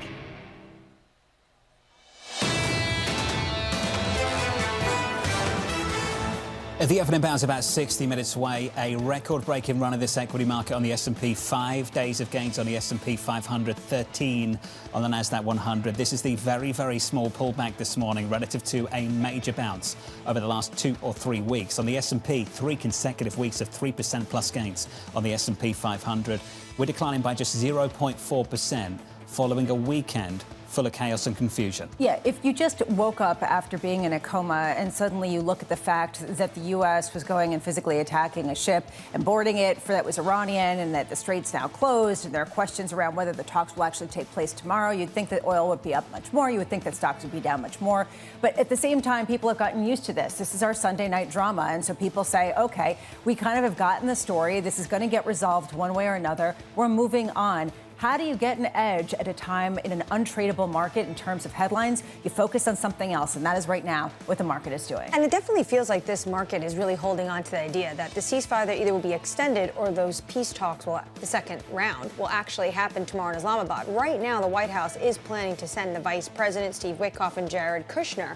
But we have not had clarity or confirmation on the Iranian side. So potentially we could see some serious escalation in the next 24 hours, but the market at the moment doesn't really seem to be pricing that in. Like Lisa said, we've seen this movie before. Another Monday morning that started on Sunday evening and a Monday morning full of fatigue and exhaustion. And so people are just saying, look, you've done this every single night. I feel like it's like a parent talking to a young kid. It's like, you said this every night. You're not going to go to school the next morning. You're going to go to school. And so at a certain point, people just sort of move on. This does feel slightly different because the physical world is being disrupted. And ultimately, at what point do we start to see that in the data? We're going to be getting some ISM data later this week, the PMI data, rather, not the ISM data, coming out. Do we get a sense of a slowdown in business sentiment, in particular in certain regions as a result? If my football team lost, I did ask for the day off. That's what I'd ask for. Really? Yes, if the team lost, yeah. Okay, but that was like consistent, right? Sometimes it was granted. But your team did. Your team did lose this year. Well, I'm not 10 anymore. Sorry. So, I'm not getting days off. I hope my kids aren't listening. Please don't listen to that. You're absolutely not getting the day off if the Mets lose, because the Mets lose every single time. Then they get You know the last Perfect. time the Yankees lost what the Mets are dealing with right now, 10 games, was 1913. Oh, rub it in. Embarrassing. Where'd you find that stat? Someone on Twitter That's posted quite a stat. and DraftKings, and then I did my own research, and it's accurate. Okay. I'm leaving. Stay with us, Brammer. 28 more minutes to go. As we count you down to the opening bout, let's get you some single names, some morning movers. Danny Berger has more. Hey, Danny. Hey, John, some deal news this morning. USA Rare Earths is going to be buying a Brazilian mining company called Salsa Verde for $2.8 billion. Shares of USA Rare Earths now up 8.5%, which is usually rare for the acquirer, but it just shows a lot of these American mineral and rare earth companies are looking to try to build up their stockpiles and a lesser reliance on China. Elsewhere, a satellite company, AST Space Mobile, they had a satellite that was aboard a Blue Origin rocket that was launched over the weekend.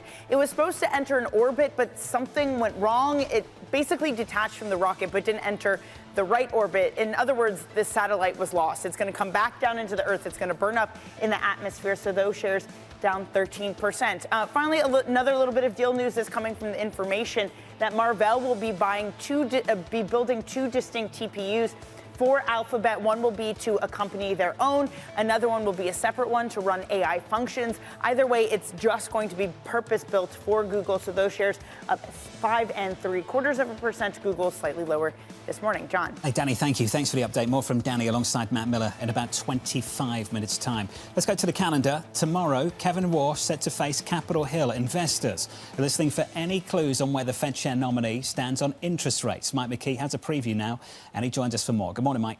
Good morning, John. Well, it's important to recognize this is just a step along the way for Kevin Warsh because Senator Tillis is still determined not to vote one way or another until the administration drops the probe into Jay Powell and the Fed's remodeling.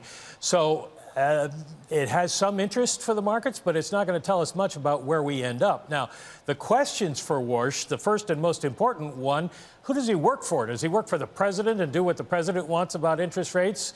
He will say no. But the question is how he will say no.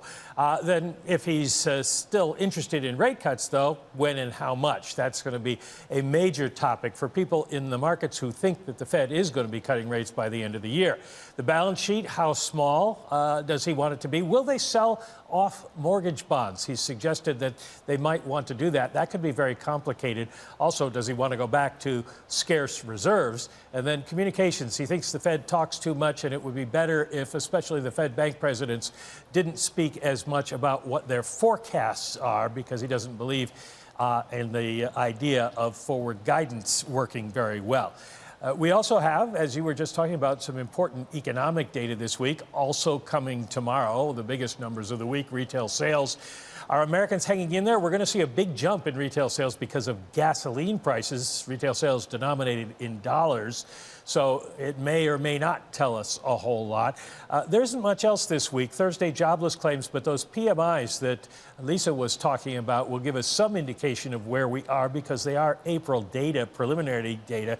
So it'll be interesting to see. The forecasts are that they go up a little bit. And then we'll be looking at Michigan sentiment on Friday. And of course, that's the inflation expectations number that everybody's been watching all week long, the Fed blackout. So we won't have any Fed comment except for this. Tomorrow afternoon, Chris Waller is speaking about how he sees the Fed changing in the future. And that will be sort of at the same time as Kevin Warsh. So maybe we'll have dueling views of the Fed's outlook going forward. So, Mike, how does Chris Waller do that, the governor of the Federal Reserve? Does he ignore current monetary policy and just focus on communication and those kind of things? Yes. He can't talk about monetary policy, but maybe he's talking about bank regulation. Maybe he's talking about communications policy. He could even be talking about the balance sheet and scarce reserves versus ample reserves, just as long as he doesn't talk about interest rates. There we go. Mike, thank you. Thanks for breaking it down. Mike McKee there with a preview of everything coming from the Federal Reserve. You mentioned the PMIs. You're right, too. Soft data has been OK. In fact, in many cases, better than OK. Yeah, the global PMIs are going to be really interesting for April because we might see that things are OK in the United States. But if you're talking about jet fuel potentially running out in Europe in 5 weeks, things are not OK. And flights already getting canceled. Does that start to show up some of that data in those PMIs? Let's build on some of these themes. Isabel Mateus-Alago of BNP Paribas writing the following. Markets will be on the lookout for hints of Warsh's policy reaction, as well as elaboration of his plans for Fed reform. But it's possible we get little on either topic, given all of the other issues in the air. I'm pleased to say that Isabel joins us in the studio. Isabel, good morning. Good to see you. Good morning. What's the best we can hope for tomorrow in that hearing? Oh, the best we can hope for is a standard grilling about, what does Kevin Warsh mean by we need regime change at the Fed? How should the Fed respond to this stagflationary shock? And what does he have in mind for the balance sheet? And what do you expect? Well, I expect there will be other issues creating some noise, but I think it would be, this Senate confirmation process is a very important part of the process for getting it right at the Fed, and I'm sure a lot of senators, in fact, most senators involved, will want to make sure that they go through the full due process, and I'm sure Kevin Warsh himself, for his own sake, will want to address these policy issues rather than the political noise around this. Right now, even some of the more dovish Fed members have expressed hesitation from cutting rates anytime soon, given the inflationary shock. There had been discussions about even rate hikes not so long ago. Do you think that the prospect of central bankers acting overly hawkish in the face of this oil price shock, that sort of faded away a bit in terms of likelihood, both in the U.S. as well as in Europe? Yeah, so one thing that struck me out of all the pronouncements made at the IMF spring meetings last week by central bankers is how humble, in a way, they all were in accepting that we don't know where this is going, this being the situation in the Gulf and therefore the situation with energy prices, and we don't know how the economy will react. Therefore, let's really wait and see and not rush into action. So I think whereas initially there was a fear, and you saw this in market pricing, that certainly Bank of England, ECB might go in a very hawkish direction, I think they've pulled this back. And the Fed, interestingly, has gone a little bit in the other direction. I mean, obviously, the FOMC members who were hawkish to begin with, like Austin Goolsbee, have stayed hawkish. But very interesting, I thought, the speech by Governor Waller, where he set out that, look, this is not just another supply shock. This is one in a succession of supply shocks, and we need to be cautious. So I really saw a combination of patience and vigilance, and that seems to me exactly right. And we have to see how events pan out in the Gulf. It does seem a little bit like we're dancing on the head of a pin. Yep. Because on one hand, growth and just the acceleration that you're seeing from corporations seems to be holding in. At the same time, the commodity prices are fundamentally and structurally potentially higher going forward. And yet people are expecting inflation to go back to where it is without necessarily the hikes from central bankers around the world that they previously had been thinking about. So can you square this circle with a peg in the middle?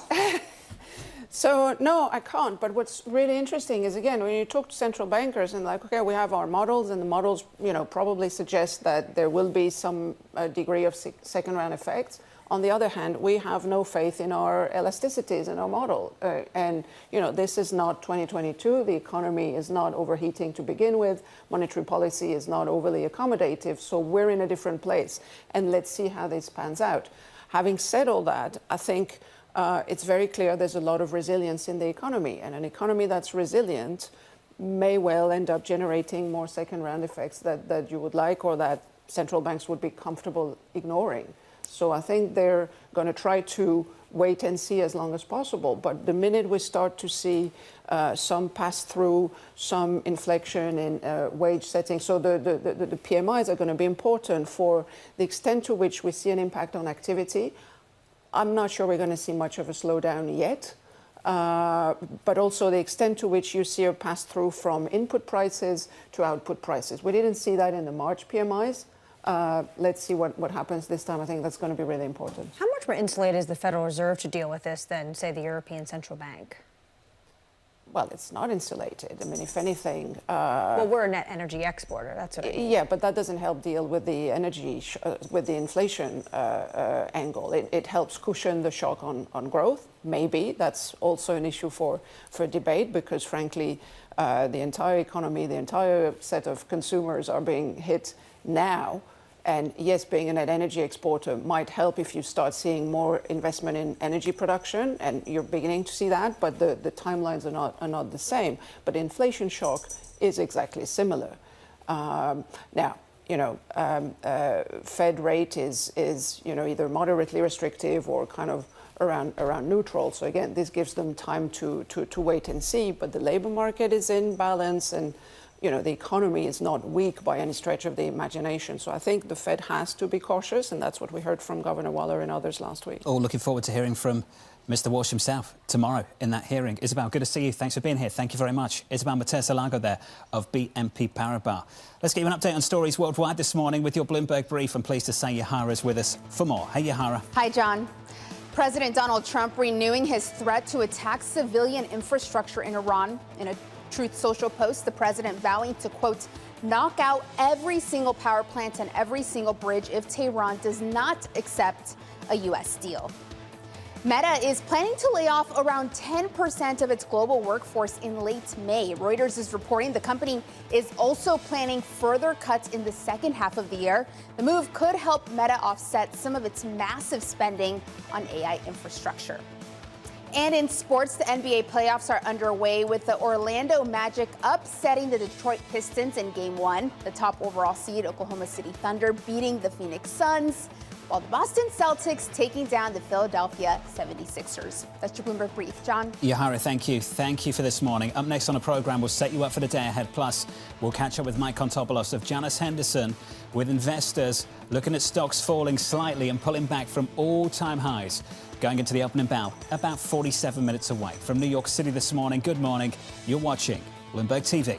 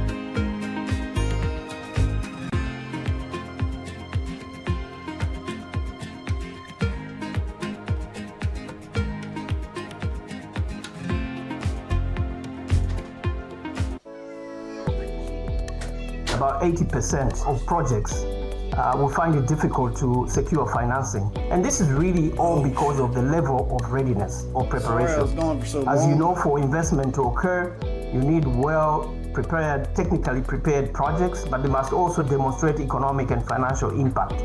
So one of the major challenges... Sorry I was gone for so long. My ass was exploding. Oh, Jesus Christ. I'm so sorry. I didn't mean to be gone that long. Oh, but here I am, baby. Here I am.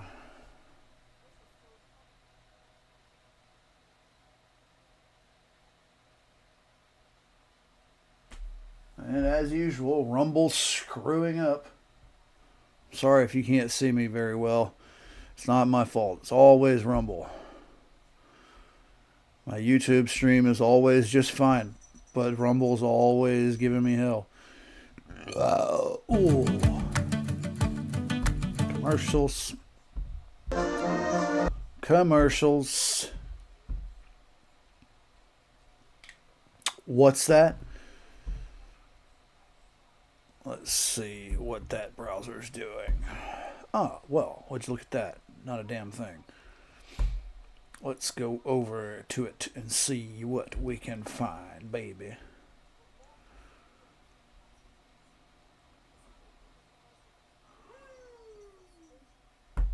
Pull up Yahoo.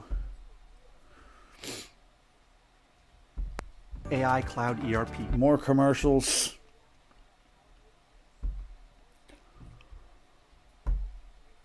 Israeli Press Herzog Award. Presidential Medal of Honor. I don't care. Asian news. Looks like they've got a river on screen. Nigeria, officially net exporter of petrol. That just means they produce more than they can use. It's not saying much for Nigeria. Got a question for you. If the natives of Nigeria are known as Nigerians, then what are the natives of Niger known as? I'll bring you the answer to that shortly, because I know the answer.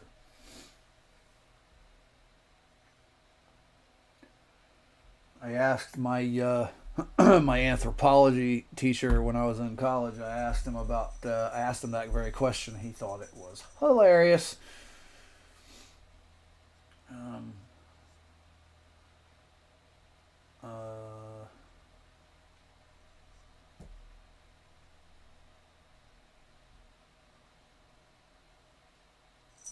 Okay, as usual, the friggin' stream on Rumble is being stupid. I'll be right back.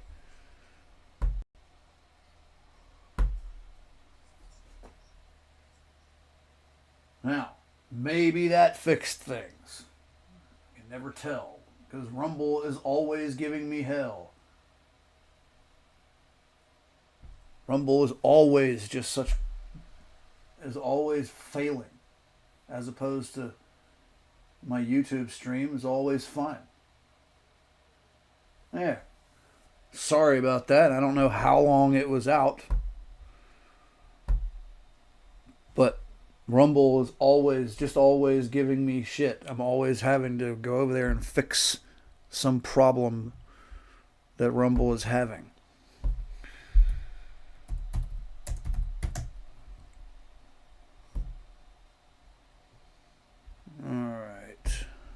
Go. There isn't very much in the news this morning, it would appear. It is kind of making me crazy. There's nothing. It's either commercial or garbage I don't care about, that I don't think you guys care about.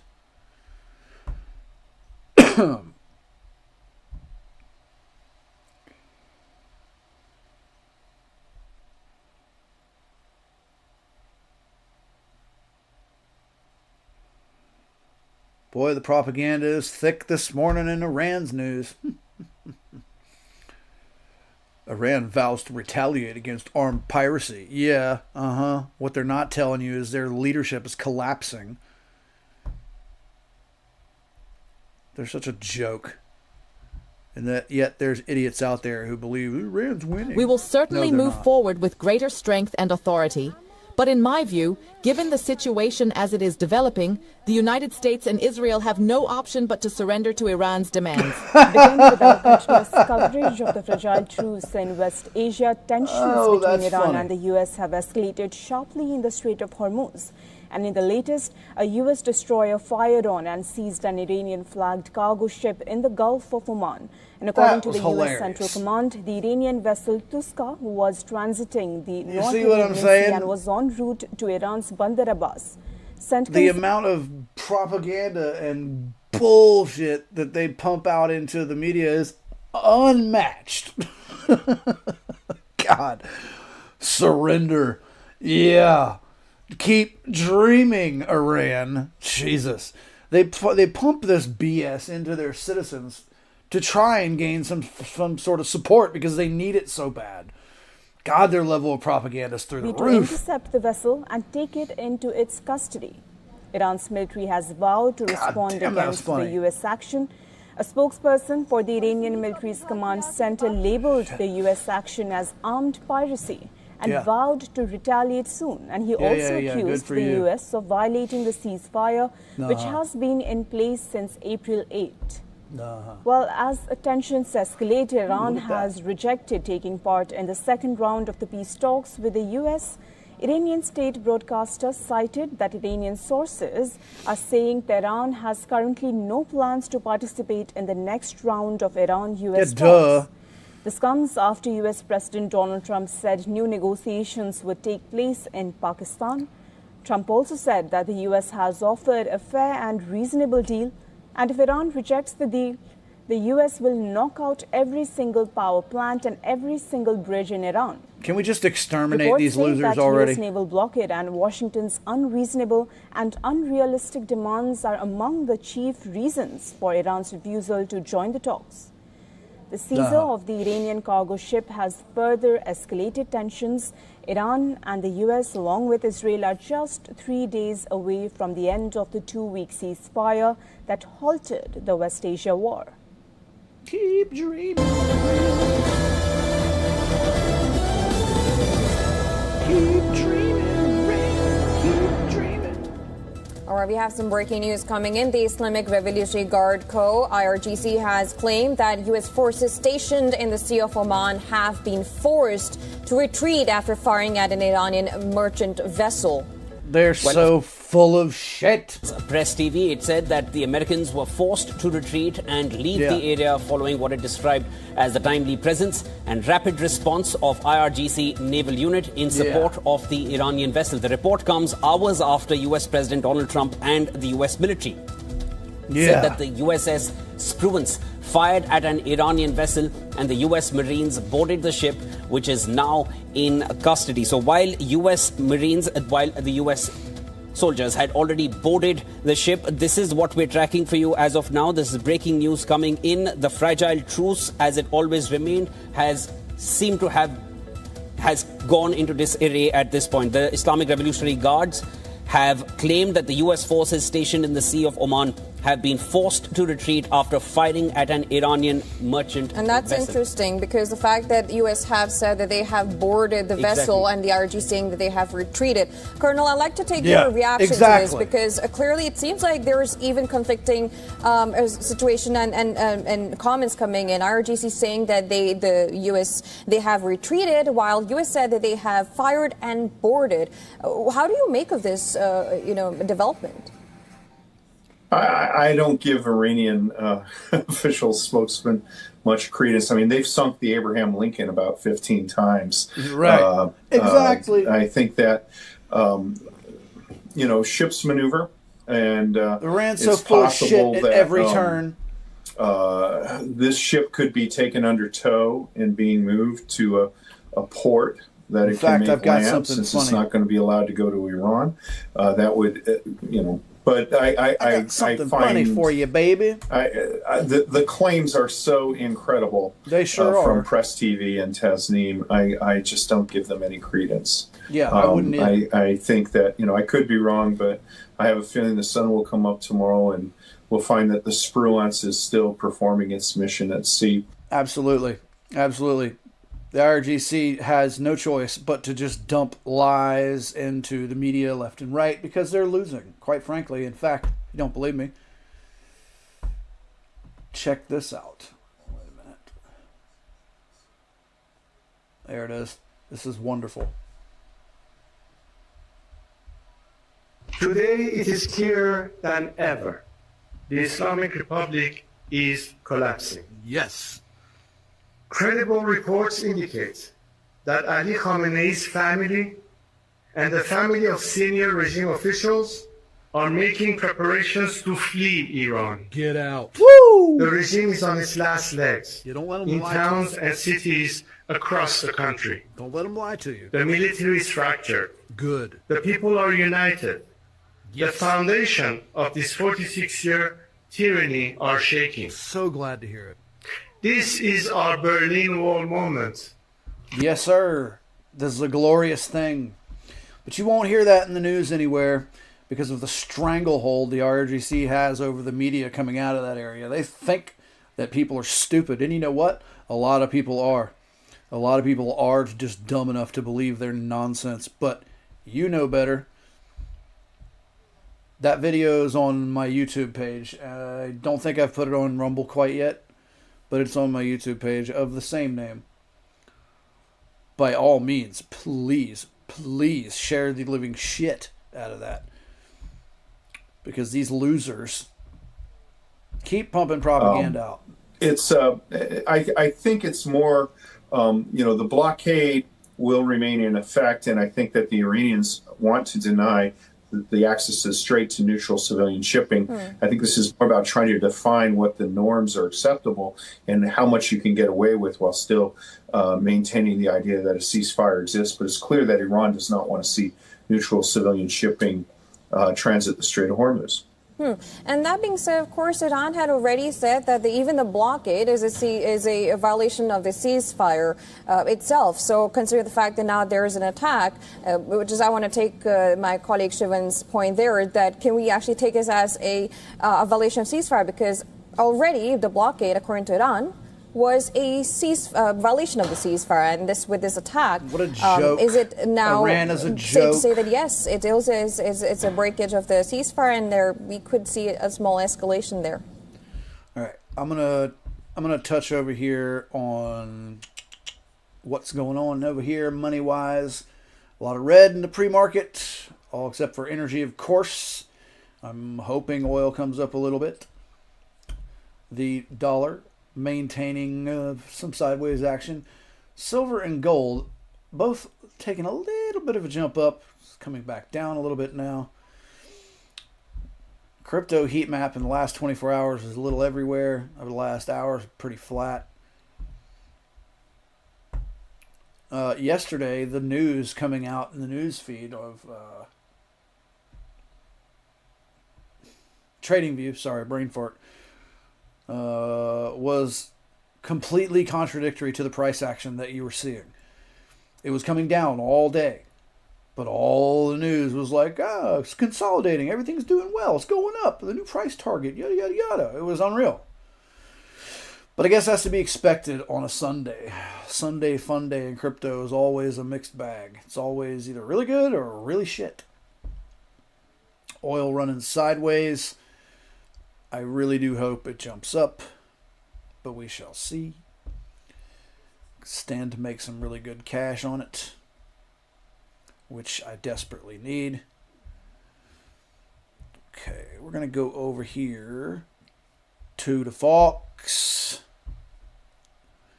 Let's see what these jerks are talking. Was a moment you and I shared. In February of 2024, a few months after the October 7th horrific massacre, you conducted your first visit to Israel as president of Argentina. Here, the shock, horror, and pain of that dark day were still raw and pulsing. On the grounds of Kibbutz Nir Oz, with the signs of devastation and horror all around us, trails of blood still staining the earth, remains of the fire that scorched the land, you and I stood together, shoulder to shoulder, with Michal and your dear sister, looked the families of the kibbutz in the eyes, and vowed, this kibbutz shall blossom again. We recalled there in those darkest moments what is always true. The Jewish people, the Israeli people, will always rebuild. And we shared another truth. The Jewish people are not alone. The state of Israel is not alone. We have allies and we have great friends. You, Javier, in your actions and in words, demonstrated your friendship and declared your message of showing up in body, spirit, and heart, just as you did by announcing this visit during the war with Iran. You said what we say in Hebrew, Hineni, I am here, and the people of Israel will never forget it. Your message transcended nations and whispered across generations. A message of morality, of humanity, of aligning one's moral compass, of recognizing the depth of pain and offering comfort, of speaking up with silence, which is always simpler is to speak in silence, but you stood up and you spoke instead of disappearing into the crowd. In the timeless words of Rabbi Abraham Yehoshua Heschel, to be is to stand for. My dear President Javier Milei, this now is your third visit to Israel in a little over 2 years. In Jewish wisdom, this has a special meaning in Jewish tradition as well. The third time we observe a practice is called chazakah. A chazakah brings closure to a moment that now becomes enduring, permanent. And indeed, dear brother, there's no question your place in our collective Jewish and Israeli heart is permanent. The significance of your bond with our people goes beyond personal. As President of the Republic of Argentina, you are leading bold policy, enhancing the collaboration between our nations to the benefit of both our nations. Much of your leadership points straight to the heart of Tikkun Olam, our highest ambition of healing a fractured world. Together, we are harnessing the best of our nations to bring tools of innovation, science, and our boundless human creativity in service of greater health, prosperity, and well-being for people everywhere, and everywhere is now. It is therefore my esteemed honor to stand here as President of the State of Israel in its 78th year and decorate you with the Israeli Presidential Medal of Honor. This is a symbol of our gratitude and appreciation to you. Your mom's a symbol of my the bold gratitude. and rich friendship between us. A symbol of the courage and moral clarity you have exhibited, and a symbol of our shared humanity, shared values, and shared vision for a better future. On behalf of the State of Israel, the people of Israel, and the entire history that stands behind us, I hereby bestow upon you the Israeli Presidential Medal of Honor. Muchas gracias, mi querido amigo Javier. Viva Israel, viva Argentina. Mazal tov.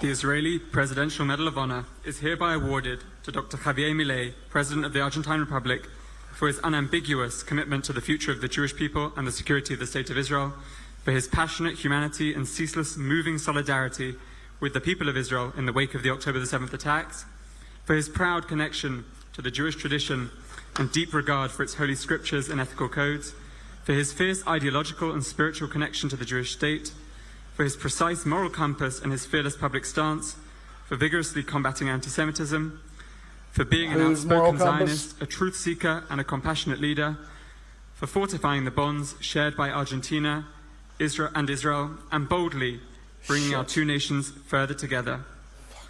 I would now like to invite the President of the Argentine Republic, Dr. Javier Milei, to deliver his remarks.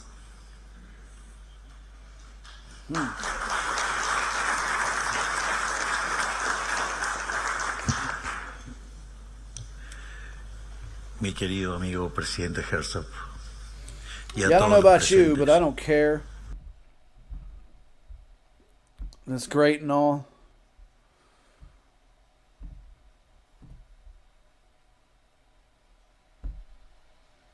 Let's see what Schwab is talking about. We are about 25 minutes outside of market opening. Companies are 50% off their all-time highs. So I think that's a big week for them. The airlines, there's a lot going on with the airlines, as you know. So we'll get more clarity from them. So I think the economic data we're going to get, I think the retail sales number, you got to be a little careful about how good that is. What the hell is wrong with your audio? Consider it's still going to be a headline. Yeah, we're going to cut that. Get your audio straight, baby. We're going to go over to Bloomberg instead because I don't need to listen to all that. Even the confidence to get through the Strait of Hormuz. Well, I think if you looked at what happened immediately after the statement was made by the Iranian foreign minister that ships would be allowed through the strait, there was a very significant movement of ships heading north from the United Arab Emirates into the Strait of Hormuz.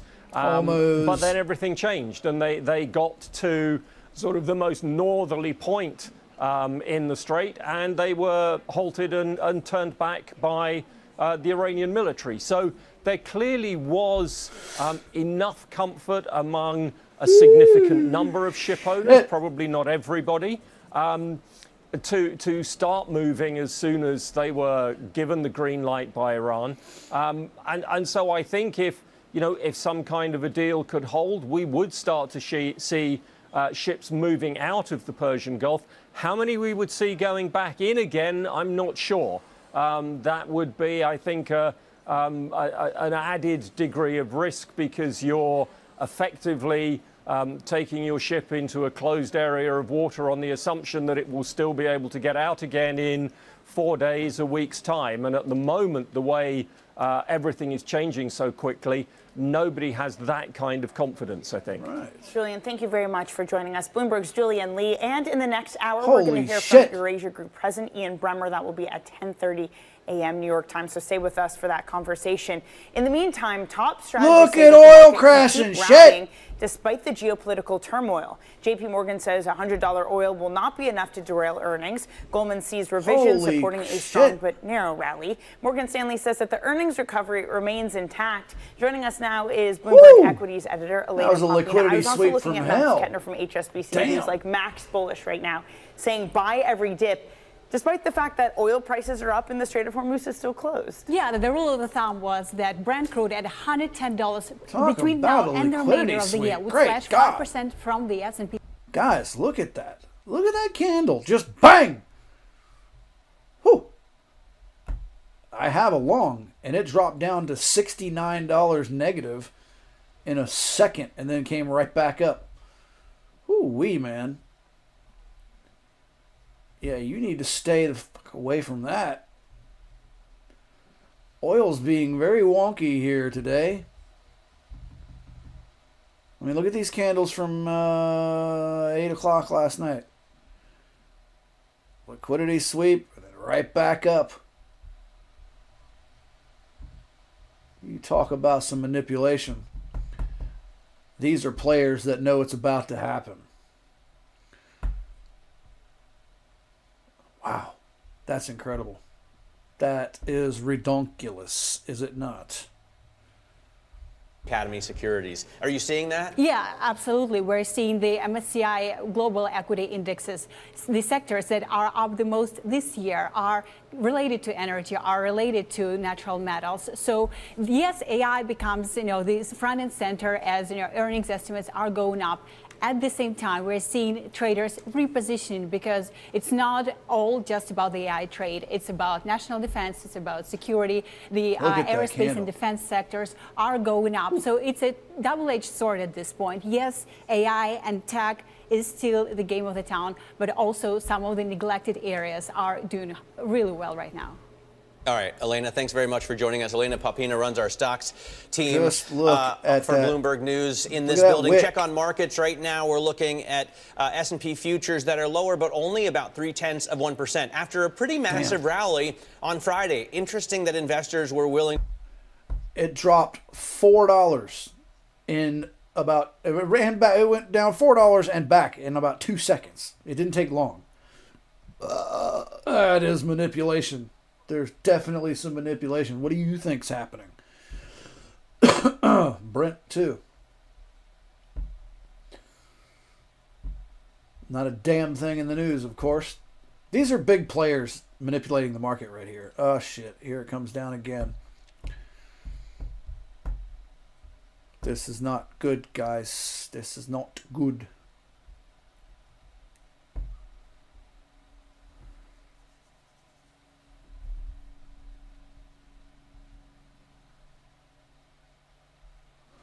This is kind of scary. I wish it would fly the other way. Let me make a few bucks so that I have somewhere to friggin' sleep.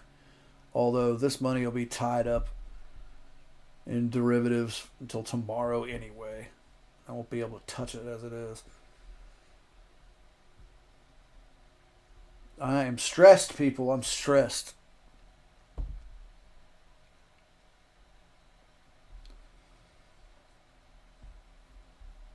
go back over to Bloomberg, see if they can stroke my ego a little. Plunging. So Blue Origin had a rocket that they sent off into space this weekend, and they were supposed to deploy one of their satellites. Apparently, like, it still detaches.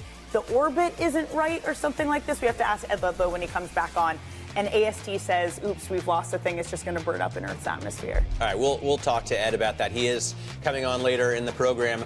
We're also going to talk about traders piling into defense stocks as countries prepare to spend more on national security. It's still globalization. It's just a lot more serious. We'll discuss with Jefferies analyst Sheila Kahyaoglu. This is Bloomberg Open Interest.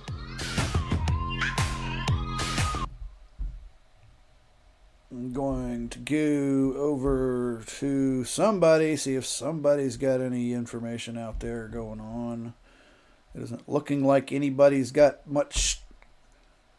The hell is this? Universal SEPTA Student Fairs. I got to be honest, I don't care.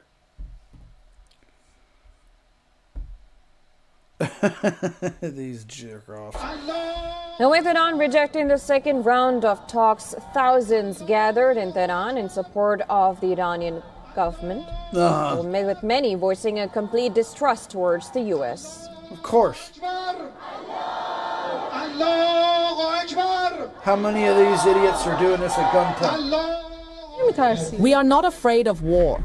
Even if not just one attack, but continuous attacks are carried out against our country, we will certainly move forward with greater strength and authority. What the hell do But you in know, my woman? view, given the situation as it is developing, the United States and Israel have no option but to surrender to Iran.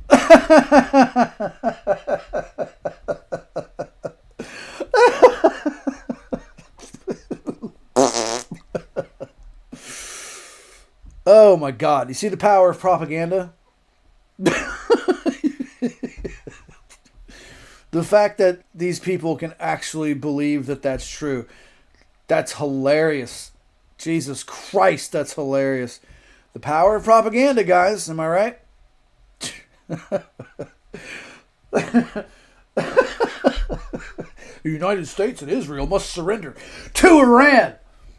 Give me a fucking break. Getting Starlink up over that country and getting Delusional. internet restored, get those people communicating. Hey, let me show you something.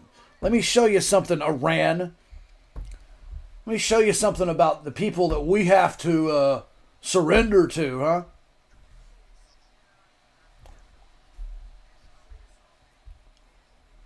What's that?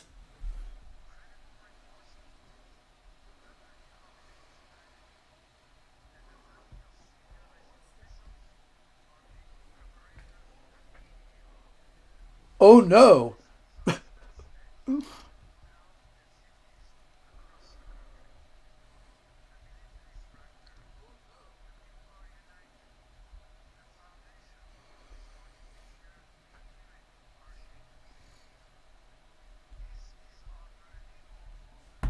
Yeah, but we need to surrender.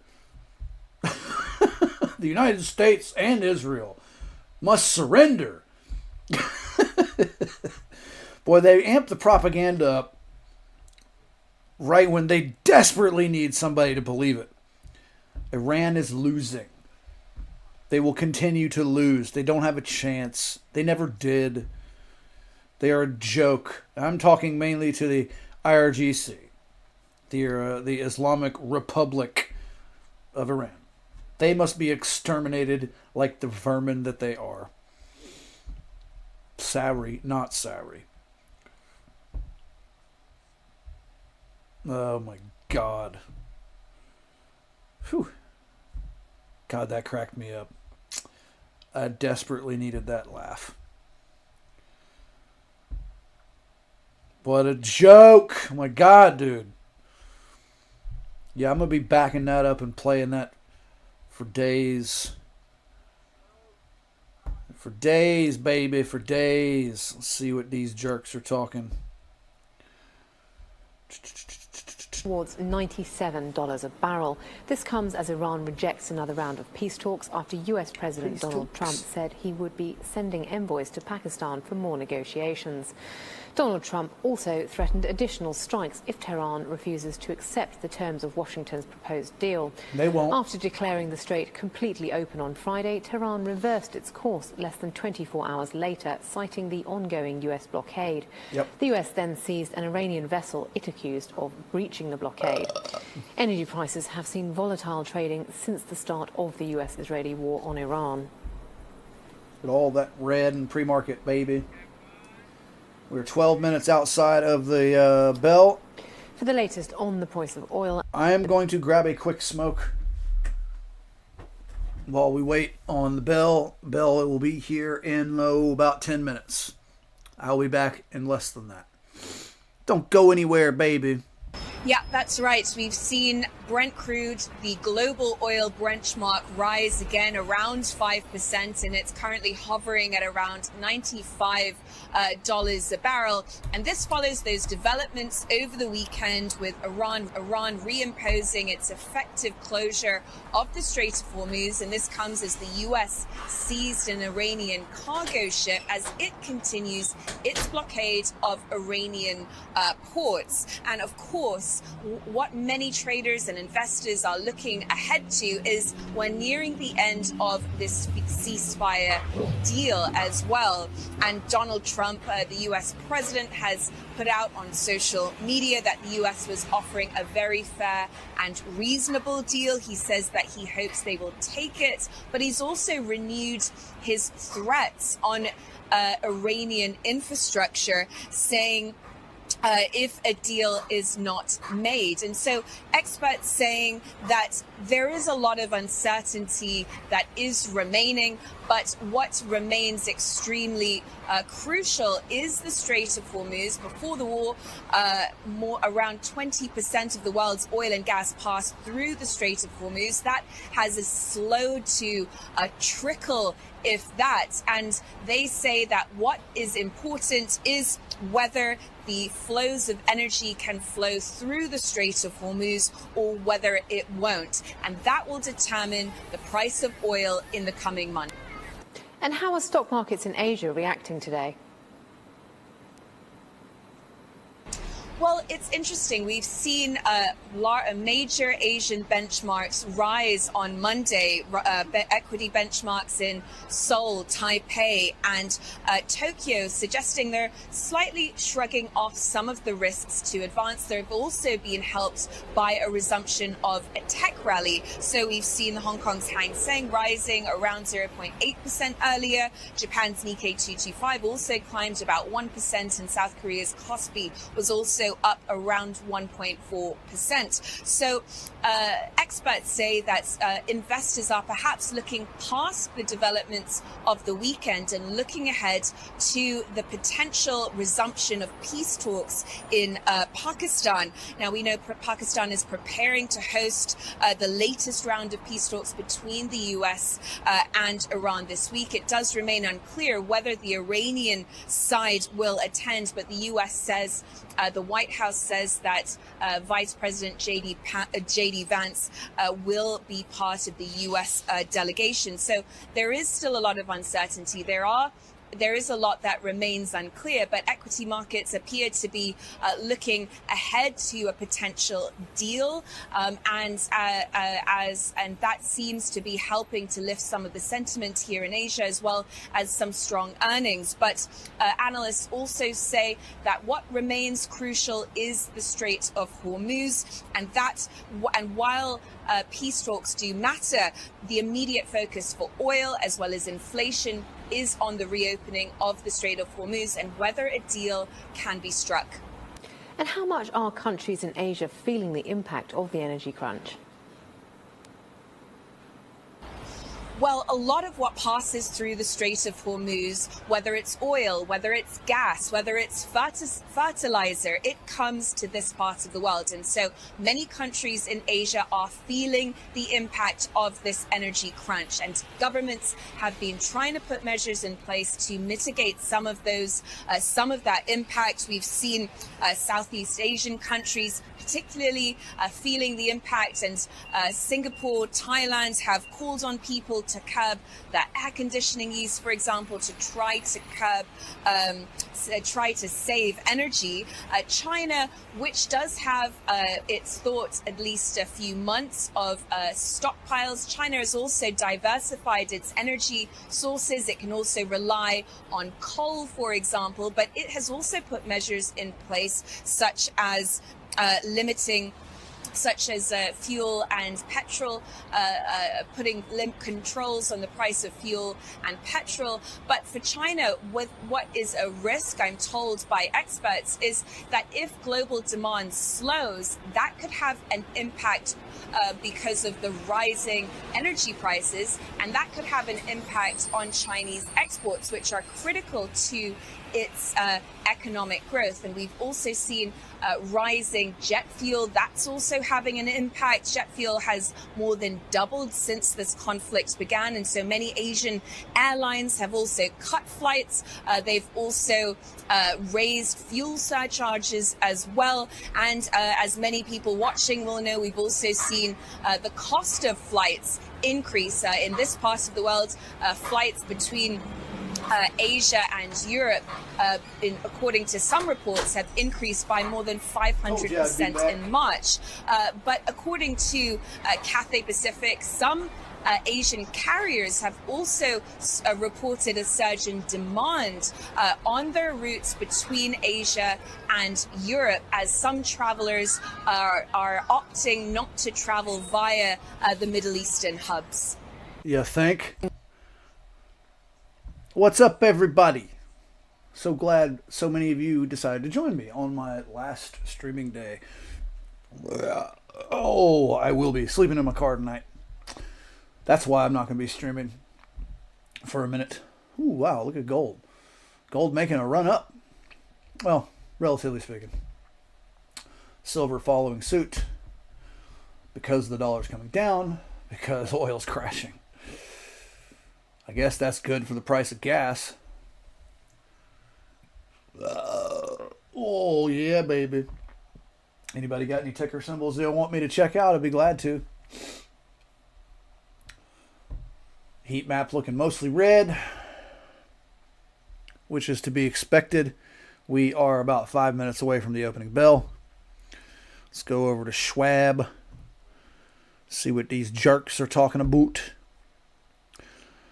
for the bell countdown. This, as we've set records on Friday, but with all the Iran news and really even the peace talks a little bit up in the air, I think that would be fair to say, because there's really no real clarity on this. No, exactly. We've got conflicting reports from both the US and Iran side, even within the Iran side itself. So we come into a fresh week of trade, again, Nicole, with a lot of uncertainty. Because Iran's full of shit. Over this market. We have seen oil, though, coming off the highs. We've seen the E-minis, the futures, coming off the lows. So that is, of course, how we are kickstarting this fresh week of trade with things on a softer note here, only fractionally, suffice to say. It has been a big conversation this morning about how conditioned these markets are right now with respect to this degree of uncertainty, particularly given that we've only got 2 days left of this ceasefire, which looks particularly fragile at this point, with obviously the weekend's events with the US obviously firing and seizing this Iranian flagged ship, unconfirmed talks in Pakistan. We continue to see reports that J.D. Vance, along with the U.S. delegation, is to land in Islamabad within hours, but nothing really has been firmed up by the Iran side. 7.5 earthquake has hit Japan. Struck in the Pacific Ocean at a depth of around 10 kilometers, with its epicenter off the coast of northeastern Japan. Tsunami alerts were issued and residents were urged to move to higher ground. Japanese Prime Minister Sanae Takaichi said an emergency task force had been set up as transport services were disrupted and bullet train services in northern regions were suspended. Officials also asserting potential impacts on infrastructure, including nuclear facilities in the affected region. Yeah, that's terrible. It really is terrible. I feel for the Japanese. I'm going to go... I'm going to go over to Bloomberg will be back right when the bell comes up. That's how they usually do.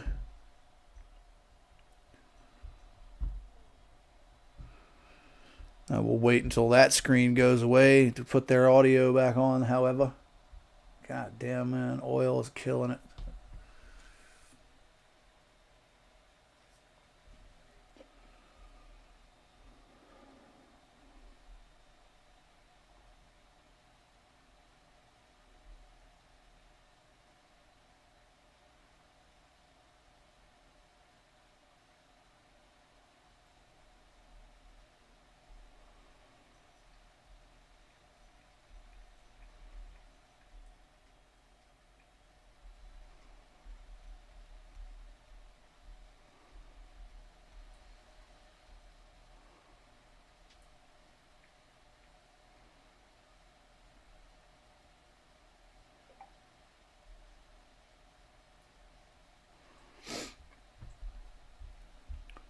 .2 minutes outside of the opening bell.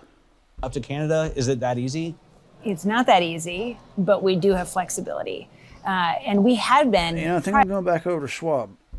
United's part to partner up here with American Airlines, and there had been a lot of discussions around how much of a issue that could be from a regulatory standpoint, particularly with a monopoly if you go from the big four to the big three. They have said that while changes in the broader airline marketplace may be necessary, a combination with United would be negative for competition and for consumers as well, therefore inconsistent with our understanding of the administration's philosophy toward the industry and the principles of antitrust law. Because you even have this journal article out today, don't know if you caught it there, Nicole, as well, with a bipartisan group of senators raising some concerns from a regulatory and trust standpoint as well, that could harm travelers, they've actually said. So that was issued in a letter to the United Chief Executive, Scott Kirby, and also American Airlines CEO, Robert, as well. So, I mean, this has obviously been something that's caught a lot of attention.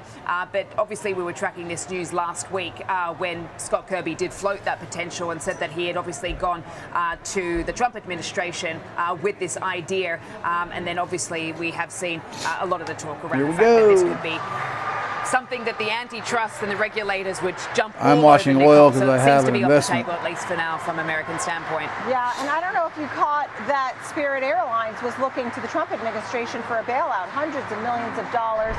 The Trump administration was seeking, obviously to speak with them, but they wanted government funding. There's Paul Atkins from the SEC.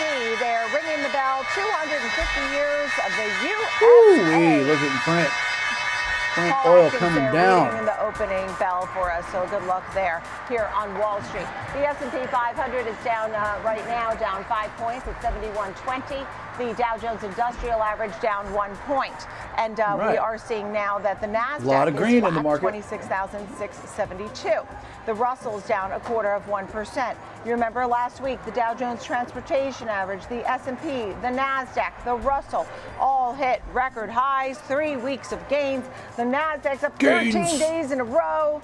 Well, not right now. Will it be 14? Look, that's a very small move. Any headline can move this market, and it could be yet another winning day on Wall Street. The fact that oil is up about 4% today after selling off 12% last week, and the talks seem to have a little lack of clarity now. We want to continue to get any headlines on that. That's also obviously key to how this market will move. We'll also ask Jay Woods in a second to talk about his thoughts. Apparently, Iran is signaling that the talks are back on. Refusal was tactical. Iran's apparent rejection of the second round of talks was likely strategic posturing and not a breakdown in negotiations, according to the Pakistani sources. So Tehran is now open to resuming the discussions, but has not made a final decision. Officials describe their stance as realistic, aiming to secure better terms. Pakistan remains a trusted mediator for both sides and expected to host talks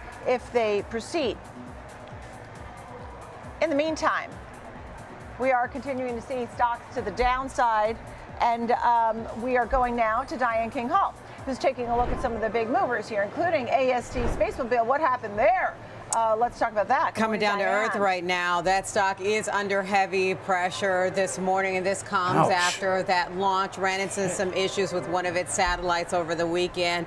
The company tried to send its Bluebird 7 satellite into space aboard Blue Origin's New Glenn rocket. The rocket placed the satellite into a lower orbit than planned. So why does that matter? Essentially, the orbit was too low for the satellite to operate properly. AST said the satellite will now be deorbited, meaning it will fall back into the Earth's atmosphere and burn up. Bottom line, the satellite is effectively a loss from... Well, guys, I don't have much going on. Heading into opening bell.